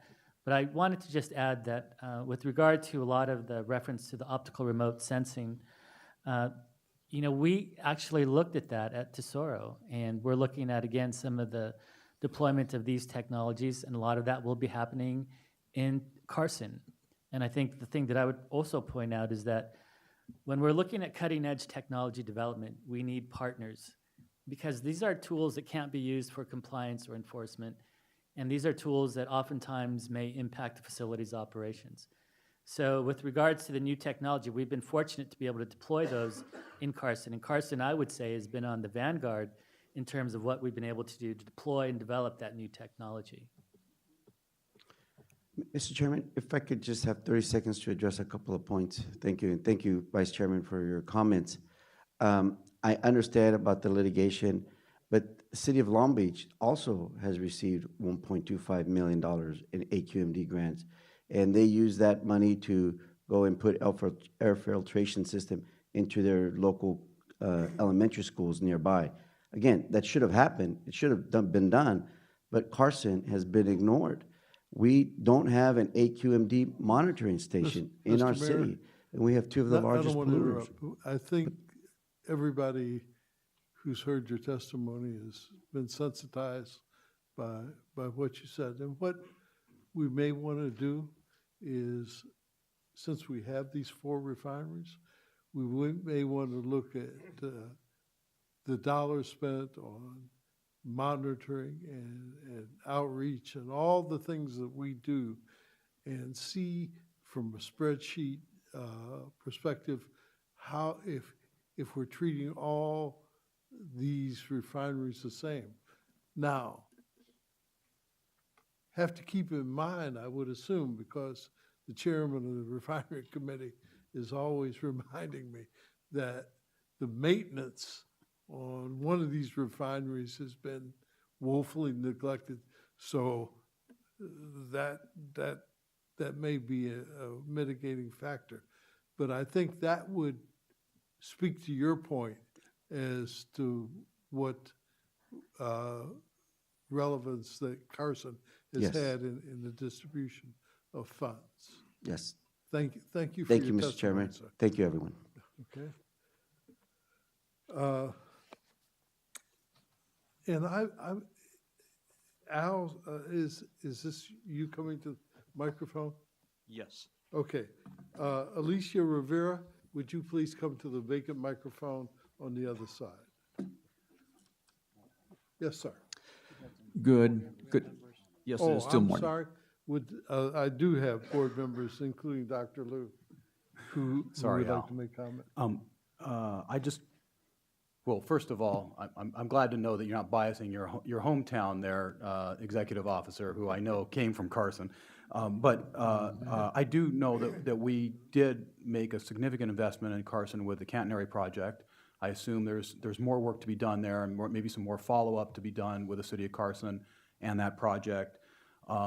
There was an appropriation of $50 million for warehouse projects in California that maybe, because there are significant warehouse developments in Carson, that staff could work with the city of Carson on trying to see if some of that incentive funding could be directed to Carson.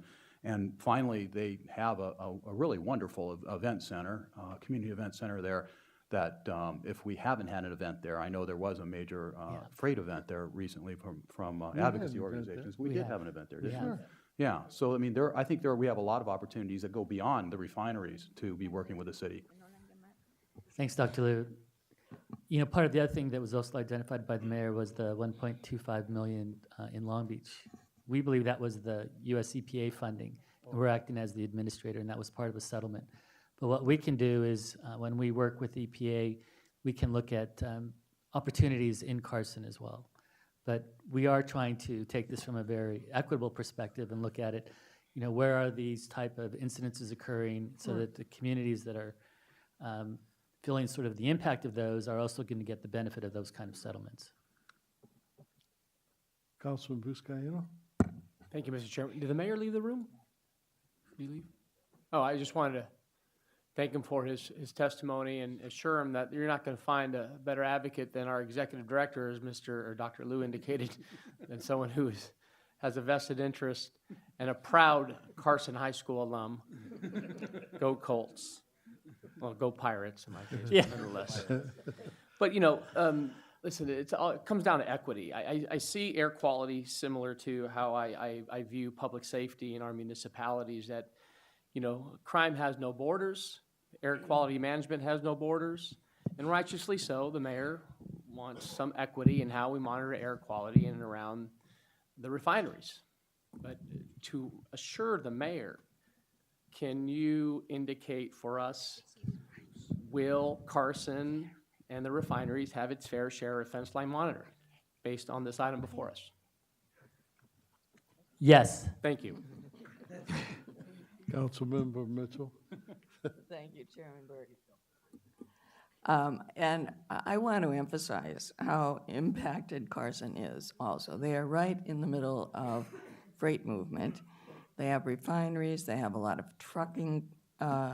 truckers going through there, and they also have a lot of warehouses.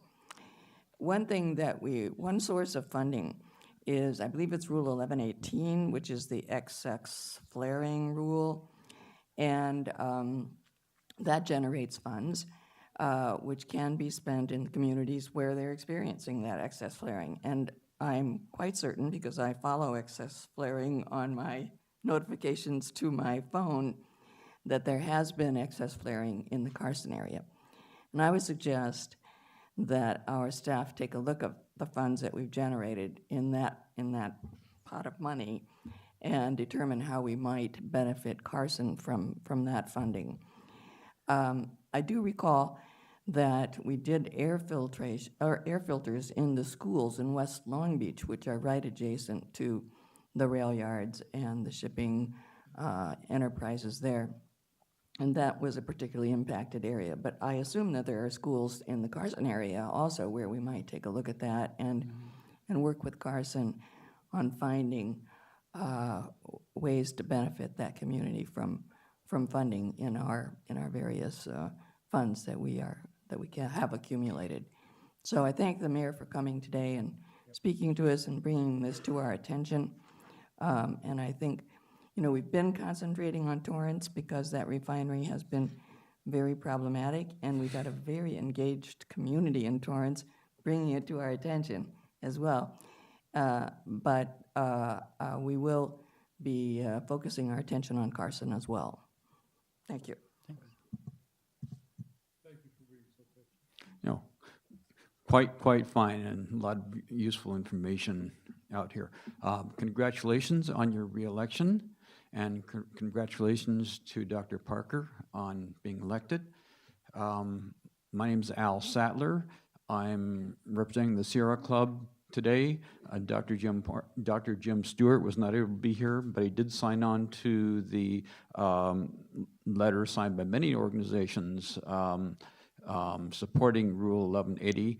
I also want to say I'm supporting Rule 1180. It's an important part of the environmental justice movement that the AQMD has been moving on.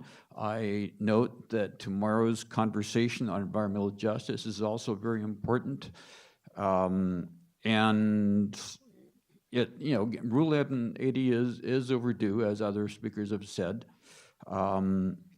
And I also wanted to say I'm very glad to see that hydrogen fluoride, HF, is included in Rule 1180 as one of the compounds that will be monitored, fence line monitoring.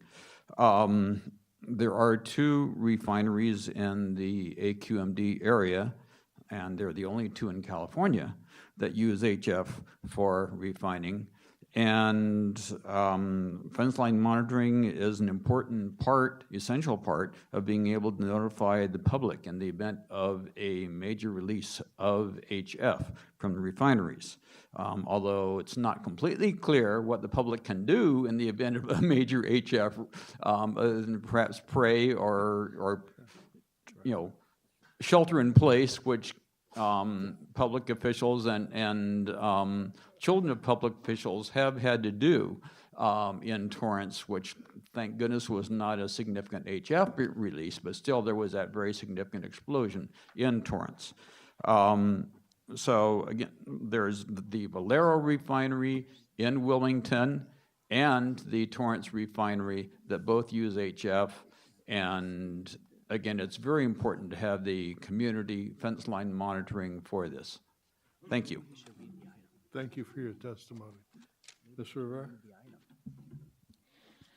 Good morning. My name is Alicia Rivera. I'm with Communities for a Better Environment. And today we come into praise and hope for the adoption of Rule 1180. We need much more monitoring at oil refineries, and this will do it. We need to protect the people that are most affected and nearest to the refineries, such as the people in Wilmington and Carson and West Long Beach. CVE sent recommendations to your staff on November 9, and we appreciate those recommendations to be considered. Our main concern was that we needed to ensure that when refinery monitoring plans come out next year, that the public will have a chance to review them, since we don't know what systems they will choose. And we would have preferred a fuller public process in the regulation itself. However, your staff addressed our main concern by providing resolutions on the board packet. So we really appreciate and really appreciate the work that has been done by the staff and the responsiveness to our concerns, including coming to Wilmington for one of the workshops, the working group. So we need this rule to be adopted to increase monitoring of refinery chemicals. We know that we will also need more than just these regulations. For example, we are also looking forward to the separate community monitoring near refineries that the staff is planning to develop. That is long overdue. We also need a good public process for that community monitoring plans, in addition to the refinery fence line monitoring plans. We will need to ensure good coverage of all monitoring, and not only along refinery fence lines, but also to ensure that pollution doesn't pass high above the monitors and miss detection. You know that the smokestacks are very high, and we want to ensure that all sources are monitored, including ground level and stack emission high up in the air. And so That's one concern that we have, and that is not going to be missed during the monitoring. In addition, refineries should be required to have backup monitoring system parts available on site so that they don't have monitoring downtime due to malfunctions or maintenance periods. Refineries are often blaming different causes or power outage for their flaring, and we don't want this to happen for this, that they run out of power and they will lose the data. We need a good backup system to ensure that we won't lose important data about emissions. So thank you very much, and hopefully that this would be adopted today. Would Maria Ramos come to the big, right there, okay, And she will need translation, okay, so I will be translating for Maria. thank you. Muy buenos días. Good morning. Mi nombre es María Ramos. My name is Maria Ramos. Yo vivo en Wilmington, I live in Wilmington, cerca de la refinería very close Tesoro. to the Tesoro refinery. Todo el tiempo, las emisiones de la refinadora afectan a toda la comunidad. The refinery emissions affect the communities at all times, Especialmente a nuestros niños. especially to our children. Pero no sabemos los niveles arrojados al aire ni qué tipos de químicos son. However, we are not aware about the levels of emissions that are being spawned into the air or what chemicals are we exposed to. Por eso me alegro que al fin habrán monitores que midan las emisiones y los químicos que nos afectan la salud. That's why I'm happy that finally there will be monitoring to measure some of those emissions and the chemicals that are affecting our health, Y que son arrojados en las plantas mismas. being emitted by the plants. Me alegro que vamos a poder saber esa información. I am happy that the public will be allowed to know that information. Esto es un buen paso para que al fin se está dando. This is a good step that is finally being taken. Espero que nos informen cuando las refinadoras sometan qué sistema usarán. And we hope that we will be informed about the system that the refinery will choose to measure the toxic emissions. Para monitorear sus emisiones tóxicas. Y también esperamos que se apresuren a poner monitores en nuestro vecindario cercanos a las refinadoras. We're looking forward to the system to measure the chemicals in the neighborhoods that are near the refineries, the community monitoring system. Queremos saber el nivel de químicos que estamos expuestos. Because we would like to know the level of chemicals that we are being exposed to. Y los felicito por requerir que las refinadoras paguen por el costo de los monitores. And I congratulate you for requiring refineries to pay for the cost of the monitoring. Ya que nosotros estamos pagando con nuestra salud. We are paying with our health. Por la contaminación que ellos arrojan al aire y en nuestro ambiente.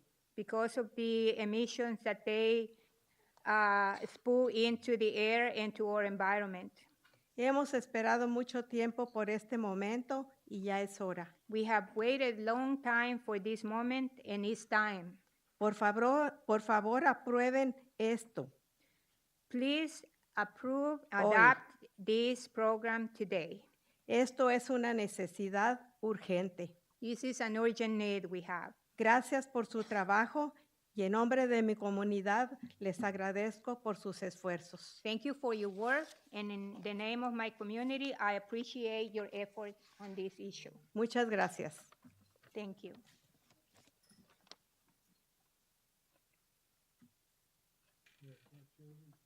Comment? It's a question for staff, Mr. Chair.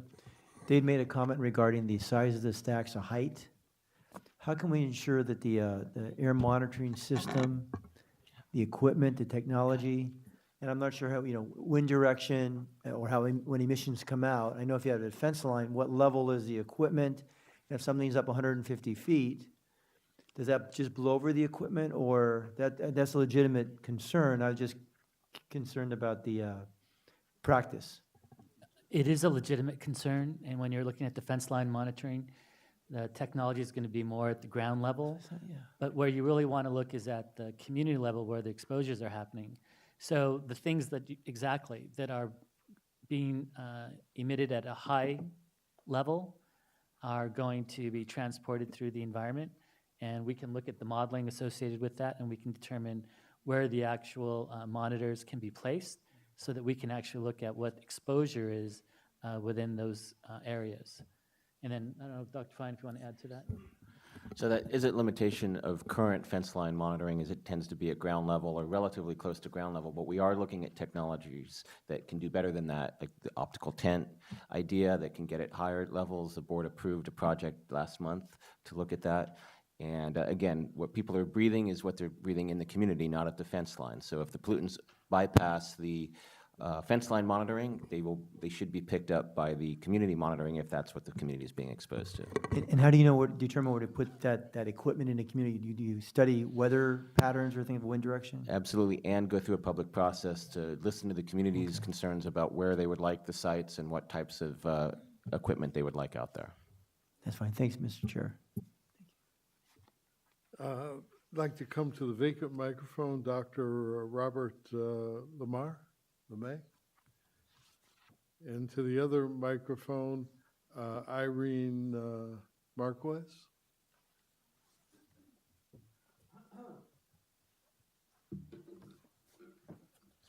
Yes, sir. Good morning. I'm Dr. Robert Lamel Williams, an internist and environmentalist. I fully support item 31. As I review the data presented, a concern does exist for the exemption status for those companies that are producing less than 40,000 units, particularly when you're not presenting the number of small companies that are presenting less than 40,000 barrels. When the accumulated elements of 5 or 10 or more of these companies and the proliferation thereafter of companies of small quantities are exempt, they too will have an adverse impact on our environment. And then new legislation and new guidelines would be required to kind of taper that adversity. I plead with the framers of this plan to consider impact statements for the number of companies that are small in size, but numbers are unknown to us in the population that will have an adverse effect on the environment if too many of these small companies are exempt. Thank you very much for your testimony, Doctor. Hello. Thank you for the opportunity to provide comments today. My name is Irene Burga Marquez. I'm a manager for the California Oil and Gas Program at the Environmental Defense Fund. EDF strongly supports the adoption of Rule 1180, and we are equally committed to seeing it fully funded and implemented. The requirement for each refinery to create a custom fence line monitoring plan by August 2018 is a vital part of California's renewed effort to protect communities through access to high quality and transparent data. As part of the 1180 adoption and implementation, it is critical that the district set up an adequate public process for review of the actual refinery plans when they are submitted to the AQMD next year. And to ensure a real public process, we support the language offered by our partners at Communities for a Better Environment and others, and agree that adopting language in the board resolution to provide the refinery plans to the public earlier than the 14-day review period rule and considering public comment is critical to a fair and inclusive public process. In addition to requiring that the refineries carry out fence line monitoring, it is also critical that the district add requirements for the refineries to fund the building and operation of independent community monitoring around refineries, and we're happy to see that that seems to be done. The district has made a big push forward in monitoring in recent years, whether it is through the FlexSense study, community monitoring planning work, optical sensing of flares, or the renewed refinery study through MATES. It is clear that big gaps in refinery monitoring continue. Rule 1180 should significantly improve big gaps in refinery monitoring, and it is long overdue for many neighborhoods around the South Coast Basin. There is clear evidence of the public health impacts on these fence line communities, and many of these same neighborhoods have a rich history of air quality advocacy and partnership with environmental health and environmental justice organizations. Their experience and expertise should be lifted up and utilized through this process of implementation. Once 1180 is passed, more will be needed to protect communities, especially in neighborhoods near refineries. New actions to reduce pollution will need to follow. Additionally, just monitoring near refineries is not enough. Other monitoring deployments, such as at oil and gas production sites in Southern California, are needed too. And these efforts would be aligned with LA County Oil and Gas Strike Team recommendations that recently came out. So in sum, the need for decisive and clear and meaningful action on local air quality is needed, and this monitoring rule is an essential step to that end, which is why we urge its adoption today. Thank you. Thank you for your testimony. This card had no agenda number item on it. It's Nadia Ursay. Are you here? Is it 31 that you want to speak on? This one, thank you. Okay. Nydia, I'm sorry. No worries. Vaguely familiar. She worked for me up until last month. Thank you so You much have our complete sympathy. Thank you so much for having me here today, and congratulations again on the appointments. I really want to thank the staff for this rule and also for the work that was put into addressing the key issues. The two things I'd like to add today, my name is Nydia Ursig. I now work for C40 Cities, and I'm an air advisor for Los Angeles. So I'll be looking you up a lot. One of the issues right now that I would like to bring up are things that I just would like you to consider. The working groups should include all the agencies that do the audits as well as the permits to prevent silos. I think that a collaborative working thing is very important because we have the fire department, LA SAN, et cetera, all who are a part of a lot of these audits and permits and canvassing that go on. So it needs to begin at that level. Secondly, right now we know that there's a lot of different things occurring with different air monitors that we're trying to capture. So I would like you to consider sensitive receptors as the very first criteria in being able to address where you're going to install monitors. So the schools were mentioned by Ms. Mitchell, also senior centers and multi-service centers and parks, because we know those are frequented by a lot of people who are, seniors, children, daycares, et cetera.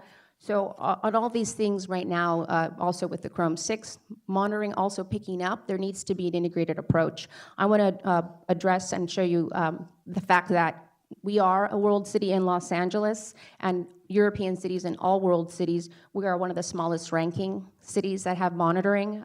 We only have 4 monitors in this study that I have that was done last in 2012. So I hope to be able to increase the monitoring that we're doing because we are challenged by the information that we're not capturing, and I think the information that we're going to capture is going to help us really help serve our public better. Thank you. Thank you for your testimony. Would Jack Edith and Patty Senegal come to the vacant microphones?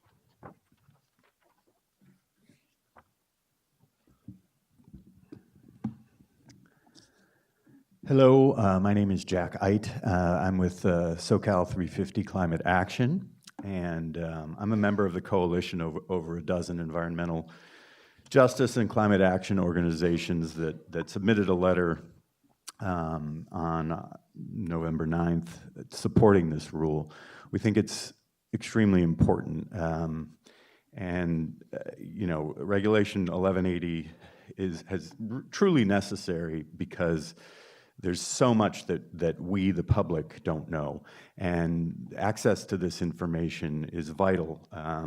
We support the CVE recommendations in that letter, that the public process is important, as has been mentioned. you know,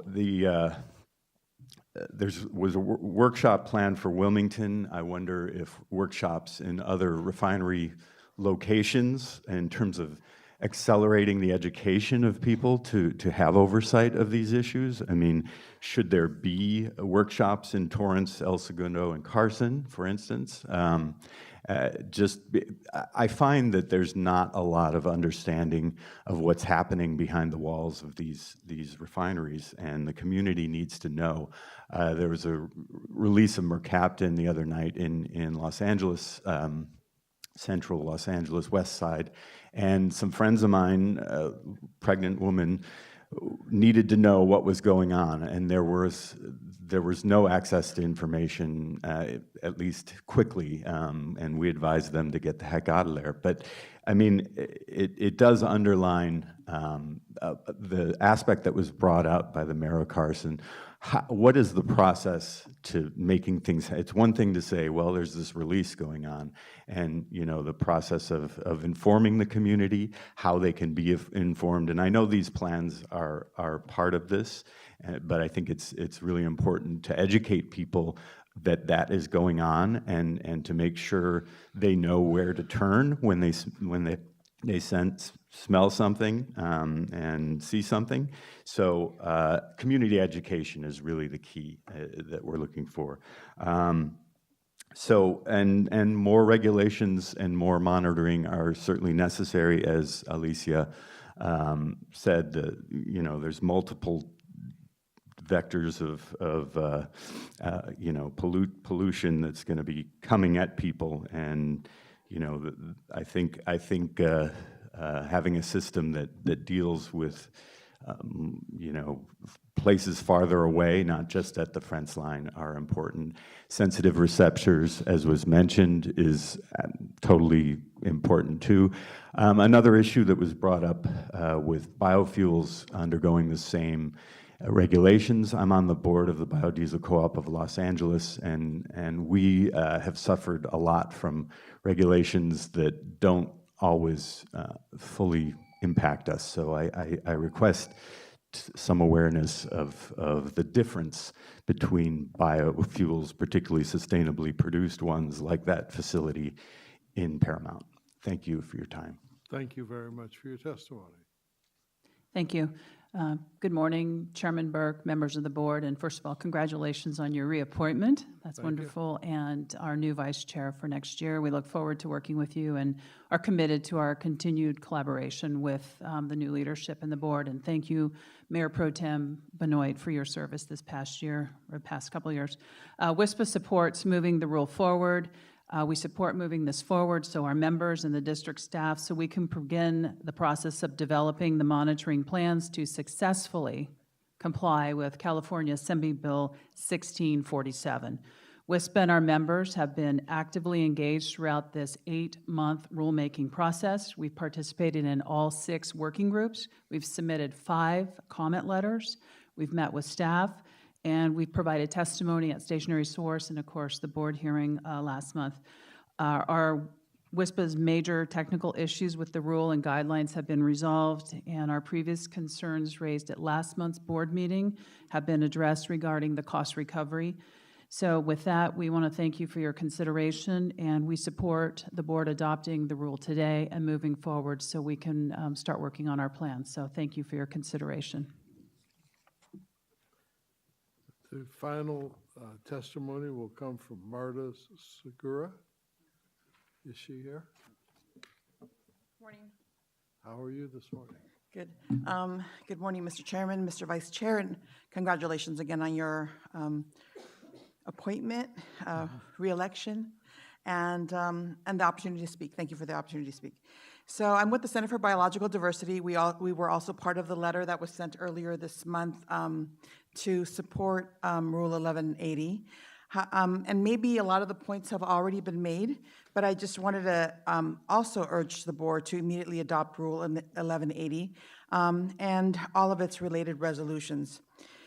So we depend on the district staff to rigorously review Rule 1180 and implement it, but we also feel that the community members are experts, and the community members should also be really integrally involved in the process of not only reviewing, but determining where the sensitive receptors are, where the monitoring systems are located. And I also wanted to highlight that I do believe the biofuel should be regulated and monitored, because it happens to be in Paramount, which is already an overly burdened community where they have chromium-6, and I think that it's important for the community to know which health issues come from chromium and which health issues come from the petroleum. So that's going to be super important, particularly in Paramount. And I really appreciate the fact that this is part of the AB 617 execution of that bill, because cap and trade is allowing for the expansion of refineries in California.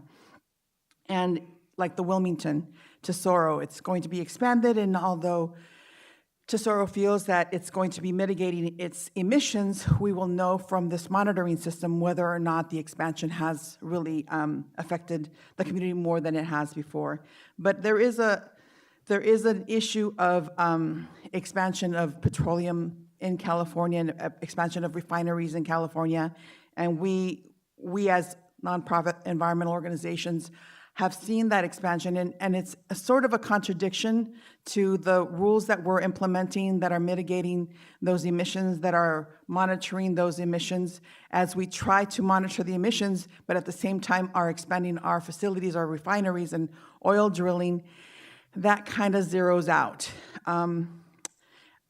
One more thing that I'd like to mention is that Wilmington, although it's not a city and doesn't have a mayor per se, I think that it also needs additional funding and air filtration systems, because they are one of the most impacted fence line communities out there. And I'm sure Councilmember Buscaino would agree, since he's the council member for the region, that even though there isn't a Mayor Robles for the area of Wilmington, I think that it would be wonderful to get those additional resources for the area of Wilmington. Thank you.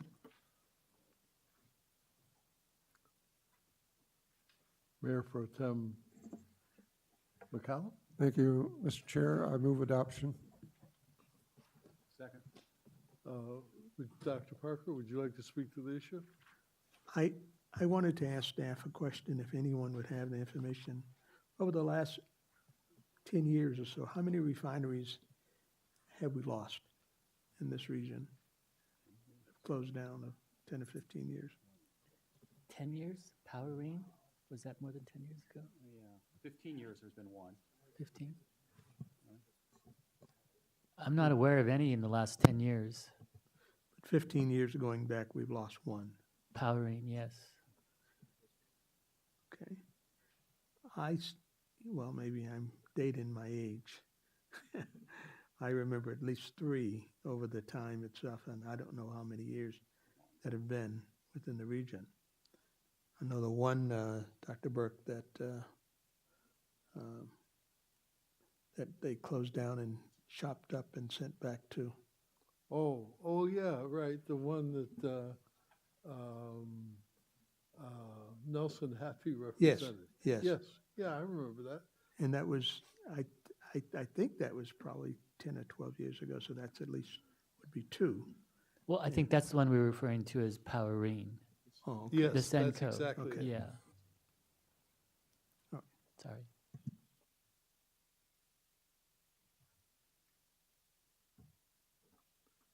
Dr. Liu? Just one issue I wanted to encourage staff. I know that we're under a tight timeline and a legal deadline and all that, and we've committed to at least 14 days for public review and comment. I would encourage staff to try to maximize that, because I assume that these plans are going to be a little complicated and it's going to take a lot to review and comment on them. So if we can try to make it more than 14 days and give the public as much time as possible to review it, please do. We'll certainly do our best to do that. As you mentioned, we have statutory requirements to move forward. We've got 8 reviews. We will try to maximize the amount of time. 14 was the minimal amount, but we'll do everything we can to make it more. That concludes the board's comments. What's the pleasure of the board? There's a motion by Larry and a second by Joe. Okay. Then would the clerk open the roll?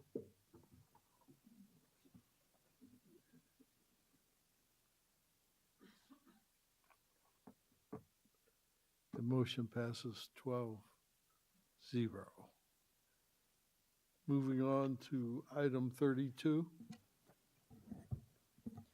Good morning, Chairman Burke and governing board members. I'm Susan Nakamura. I'll be presenting to you proposed amendment Rule 1420. So by way of background, proposed amendment Rule Ms. Nakamura, 1420. so you know, we only have one speaker's card, and it's in favor. Super fast? Move the item. Okay. Well, I think Even we should have faster. Public comment no matter what, but yeah. Yes. I agree. Bill Pierce, would you like to come and give your blessing? I was taught by my trial practice instructor, don't ever talk yourself out of a victory. So if there's only one way it can go, and you say something, there is an alternative. Just putting that out there. Maybe you'd like to say something about 33, since you're up there. There you go. Well, I will make it Bill Pierce, the Boeing Company. I will make it very quick. Just wanted to thank Susan Nakamura and her staff. They made some key changes to this rule. While they were minor, they significantly reduced the record-keeping burden associated with the rule. So again, just like to say thank you to staff. I'll second Supervisor Nelson's motion. Can the clerk open the roll?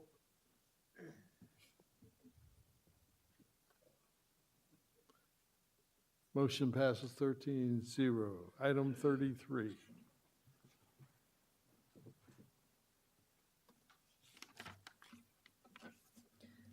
So I'm still Susan Nakamura, and I'll be presenting on one card, and you would like to waive the presentation? Support? Yeah, it's support. It's Bill Pierce again. Okay. Oh, really? So we're looking to Supervisor Nelson for his leadership again. I will waive testimony. I'll move approval of the item. Second. Would the clerk open the roll? See how easy it is, Susan? Close the roll. Motion passes 13-1. Item 34.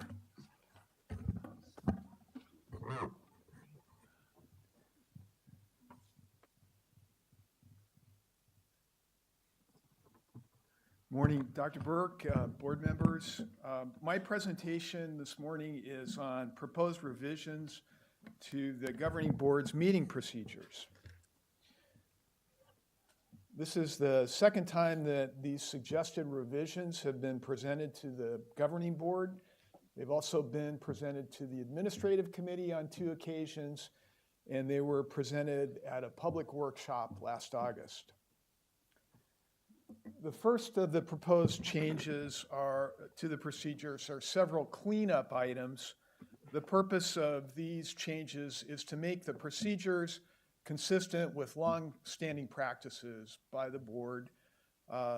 So first, to clarify that the chair has the authority to adjourn meetings, to take items out of order, and also that the maximum speaker time is 3 minutes.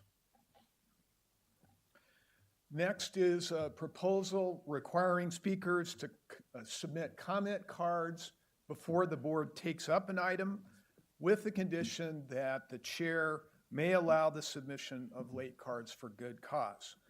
The City of Los Angeles County, San Bernardino County, Orange County, all require speaker cards before an item is taken up. This next proposed change also recognizes what has been a longstanding board practice, which is to grant additional speaker time to group spokespersons on condition that members of the group waive their time to speak. Next is a change required by state law, which is to double the allowed comment time of speakers using translators. Next are several public decorum provisions, no entry to the area between the dais and the public seating area, no blocking doorways, aisleways, and only credentialed press in the press area. Finally, actually next to last, are provisions regarding disruptions. First, the procedures define disruptions as loud and boisterous conduct, failing to obey a lawful directive of the chair, including continuing to speak on an agenda item where the comments aren't relevant to the item and the chair has warned the speaker to desist from further irrelevant comment.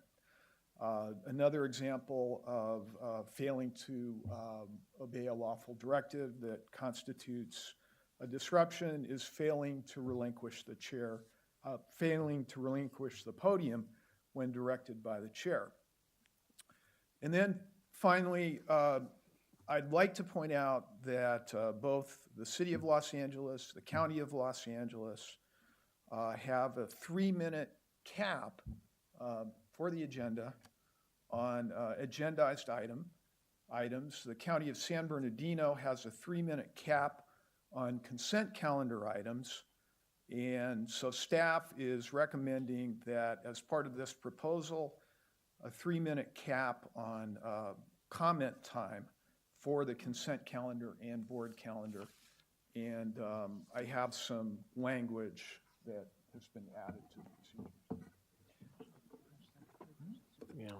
And that concludes my. I want to be clear on this because Councilman Buscayon and I were chatting about this earlier. That means that on consent calendar items in the future, the maximum time you have is 3 minutes? Yes, and that's both the consent calendar and the board calendar.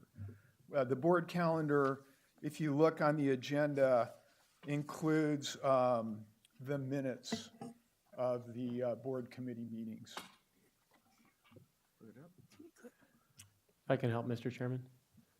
Yes. So Kurt, on multiple items that are pulled, you can combine those multiple items and give them a max of 3 minutes on all the items that are pulled on agendized items? Yes, that's correct. And then separately, an additional 3 minutes on non-agendized items, general public comment, Right, correct? yes, yeah, this just addresses consent and board calendar items. So the 3 minutes for general public comment for public hearings would remain as it is. So again, if someone pulls 10 cards on agendized items, he or she would be able to speak a total of 3 minutes on all those 10 items combined, correct? If they're on the consent calendar and board Sure, calendar. sure. Yes. Mayor Cacchiotti? Mr. Chair, I'll cancel my request. Joe just addressed the issue. Supervisor Rutherford? You cited San Bernardino County, so I wanted to clarify because I think it works a little differently than the way you've read it there. So we limit comment on consent, the total consent calendar, to 3 minutes. But any pulled item is no longer on consent. It is a discussion item, and therefore if someone submits a card and a board member has pulled an item for separate discussion, they would have their 3 minutes for there too. The public doesn't pull consent items. Board members pull consent items. And so if somebody submitted a card, then they could speak on a pulled item in addition to the balance of the consent calendar. We put a total cap, so you get 12 minutes to speak through the whole meeting. You allocate that yourself between the discussion items and the consent items. Right. And obviously at the chair and board's discretion, if there's a large calendar that day and it's appropriate for people to speak more than the 12 minutes, we can extend that, and I think the chair has that authority here. But I would recommend something along those lines, that it's a total minute cap and the consent cap as well. Supervisor Kuhl? So I think that calls for a bit of clarification, because I think the council member's question went through the entire consent calendar as we see it at the beginning. But the point made is a good one. That is, whenever an item is pulled from the consent calendar for conversation, it is no longer on the consent calendar. Right. So is that the way you understand it, Council? No, it is not, Supervisor. So my understanding would be once it's a consent calendar, at least for purposes of this 3-minute rule, if it starts out as a consent calendar item, it stays a consent calendar item for purposes of that 3-minute limitation. Well, I think so long as we all understand, because we have, 20 items sometimes on the consent calendar. Right. And the rule then says you may address all those items in 3 minutes, whether they're pulled or not. I think that's what council's indicating.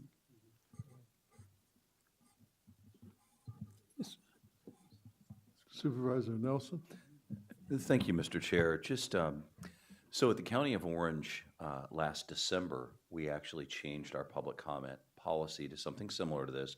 So public hearings are obviously separate. Those are, statutorily have to be able to address those individually. But I have sat through, thousands might be unfair, but certainly hundreds, and it's probably thousands, of public meetings. And I'm very sensitive to the public's right to participate, but here's been my experience. It would be extraordinary, like it's not happened 5 times in my career, that somebody had in-depth, really thoughtful, to-the-point comments on multiple items. In my experience, maybe it's unique, what you tend to get a lot of is, sort of gadfly, hey, I'm going to speak on every item. Or you get the, well, I wasn't going to speak on this item, but I'm here, so I'm just going to add my comments. People should be able to participate. But as of December, the county went to a rule similar to this, that as to all items on the agenda, closed session, public comment included, or these items, you get 3 minutes. And we were a little nervous, but we tried it. What's happened is our public participation has gone up about 10 times. And we put it at the beginning of the meeting.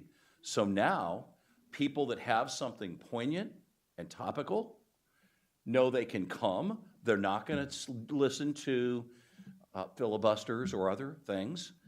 They will be able to get their comments. And if you don't give a lengthy resume and explain to all of us why what you're about to say should be listened to, and you just get down to it, it's remarkable what you can actually say in 3 minutes. And there's exceptions to every rule, which is why this leaves an exception. But, I think what we'd find is despite all the sort of threats of, wow, you're going to silence the public, you're not going to let people that really have something to say speak, it's actually quite the opposite. People that come down to governing boards that really want to speak focus their comments, they have something specific they want to get across, and when they do, as a member of a public board, it gets more attention. The boy who cried wolf it's sort of a story for a reason. And if you keep saying the same thing at every meeting, which what we had at the County of Orange, and we had people that would pull every item. In fact, one gentleman, which kind of spurred our efforts, started to pull literally every item. And of course, if several people did that, the meeting would just be ungovernable. You'd be here all day. Fortunately, most people don't do that, but they could. And I just think that the fear that this will really stifle debate, my suspicion is it's probably quite the opposite. When people know they can come here in the morning, get up, get their comment made, and then go back to work or whatever they're doing, they're more likely to show up. If they have to guess that this could go on for 2 hours, at our county, sometimes they would go on for hours. And the uncertainty caused fewer people to show up. And when we gave them certainty, even though it was very concise, far more people have participated, and it's really been a blessing. I don't think we should fear this, and I think everyone up here would keep an open mind if it's not working for some time. And I know Chair Burke to be pretty flexible. I mean, obviously, there's always a reason to change the rule, and I think Kurt's team has given us the tools if there's some unique circumstance, a speaker for a group, to accommodate that unique circumstance. So I just want to caution all of us, don't fear the limits. They're probably not as sort of vicious as people might make them out to sound. Dr. Liu? I find myself again agreeing with Supervisor Nelson, and strangely enough, that in to the degree that I think that we can try something different. If it doesn't work, we can always adjust it. Supervisor Rutherford's point on how to treat things pulled off the consent calendar is very interesting, and I think we should probably consider that. That makes a lot of sense, that if a board member pulls it off, then there may be a more substantive conversation to be had, and maybe we should provide the full 3 minutes on that item. The thing I was really concerned about was the submitting of the cards after the item opened, or whether or not that was going to work from a practical standpoint. I've been here 10.5 years, and I think that in some regard, this timing of when you turn your card in is a bit of a solution in search of a problem, because over this 10 years I've been here, it really hasn't been much of a problem. And at times people do it. Someone did it today. And we deal with it and we move on, but it really hasn't been an issue. I would prefer keeping the language as it is with that one, but I'm willing to try this other way, and if that becomes a problem, I think we should consider going back. Supervisor Kuehl? Yes, thank you, Mr. Chairman. I'm sorry if I was misunderstood. I agree with this rule.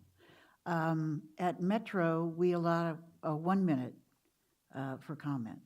And at the Board of Supervisors for Los Angeles, we limit the total amount of time that people can speak to 6 minutes, including public comment. So a lot of us do it a different way, but I think we're all on the same page about what this accomplishes. We've had the same result, and that is more people feel that it's worth their time to come and address us on an individual topic. So I agree with this rule, and wanted to clarify that. I was simply wanting to understand what the rule said and to make sure that we all understood what it said in case anybody had any concern, but I do not. Thank you. Dr. Parker? Yes, Mr. Chair. I agree with the rule. I have one concern that I'd like to express, and that is if someone pulls an item, a board member, being not an elected official, I don't have to talk to Kurt as much about having conflicts. But is that considered to be when they are just giving a statement itself that don't have an interest, but I'm supposed to basically, state that I'm a member of a certain board? Is that considered to be a pulled item, or is that just a statement itself? Dr. Parker, I don't believe that constitutes pulling the item. So really, the number of items that someone would want to speak on, because really, I guess when we go through the whole agenda, Dr. Burke asked the question, are there any items that any of the board members would like to pull? And I keep hearing saying 2, 4, 6, 8, and then they come back and make those admonitions. Is that going to be a confusing situation if we use the word pull? And that's what I'm getting at, is that should we be using some other kind of word that if we're going to use that kind of definition or terminology? I think that's a good suggestion. Okay. Well, that was really, my concern itself, is that we don't start using very broad terms and then have a challenge of someone saying, hey, but you said if you pulled an item, and that's really not what we're really getting at. When a board member pulls something to give an admonition, something that we should have come up with a different term. And since I don't know what those terms are, I'll leave it to that of the legal beavers to advise us. Councilman Buscaino? Thank you, Mr. Chairman. And on the issue of staying on topic, and we value the testimony here. A lot of folks come to this board passionate about their issues. but it's also another deterrent of, running an effective meeting when, speakers go off topic. Now, when those individuals do go off topic, does that warrant a forfeiture of time? And if he or she continues, does that also warrant removal? If indeed, as a disruption, if indeed the individual is not on topic? That's my question. Councilman, I think it really depends on the circumstance. I think an admonition initially that the speaker is off topic is appropriate. A warning, yeah. If they're aggressively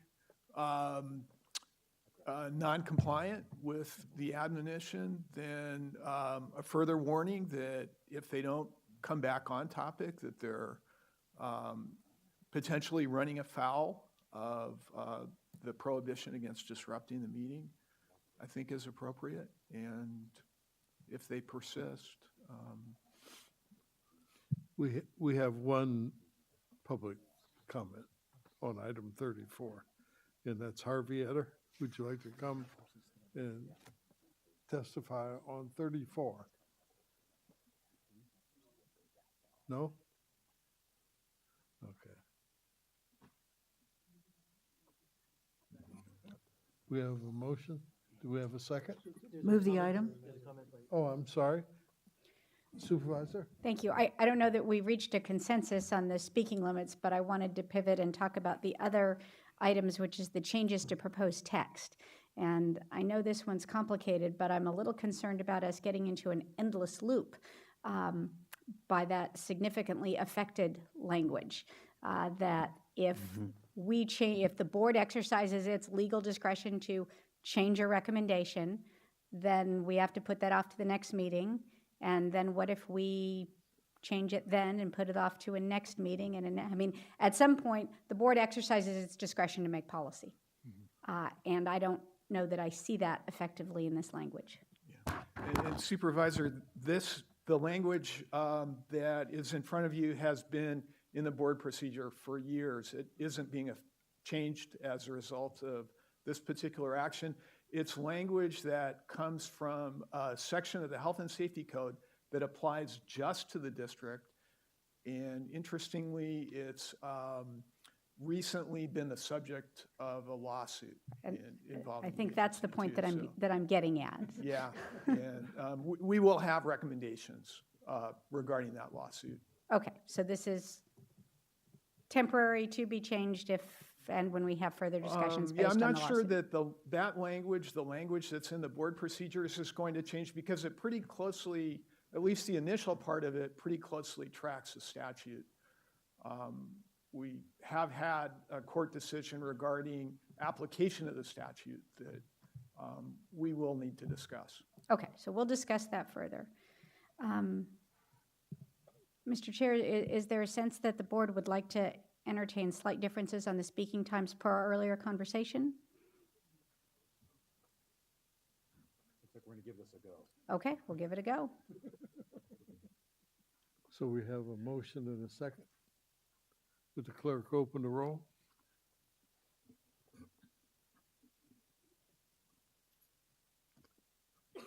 Thirteen's up. That's approved. Okay, we're going to take public comment before we go to closed session. Al Salter, you still here? You left. Okay, would you send us to closed session? No closed session today, Dr. Burke. Mr. Chairman, Yes, could I say something before we adjourn? of course. Because I think the council said we don't have closed session today. Is that correct? This is my last meeting on this board. I'm happy and sad in a way, not happy to leave the board, but Tuesday I'll be sworn in as the chair of the Board of Supervisors, and 6 months later as the chair of Metro, and I was just sort of looking at those kinds of things.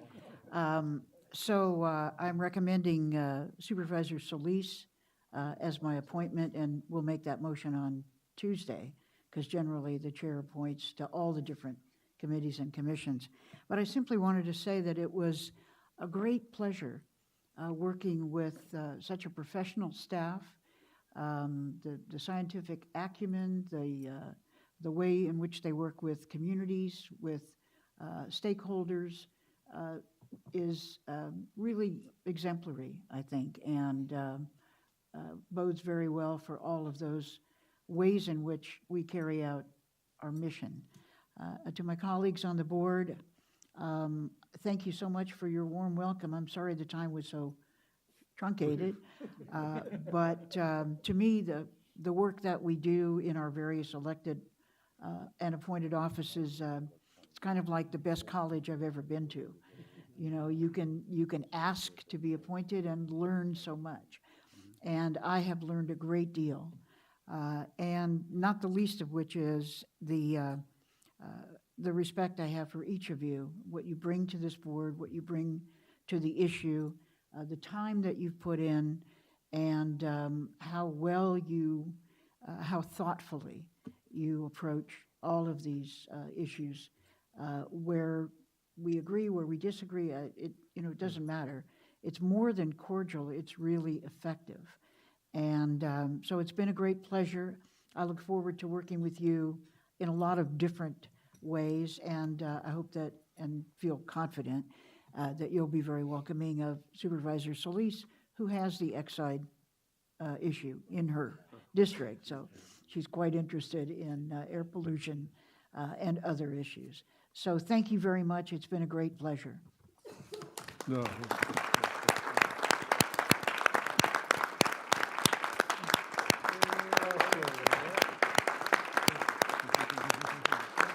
Mr. Chairman, I move that we adjourn in honor of Supervisor Kuehl.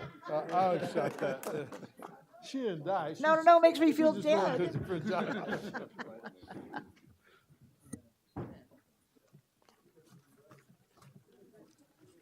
The meeting is adjourned.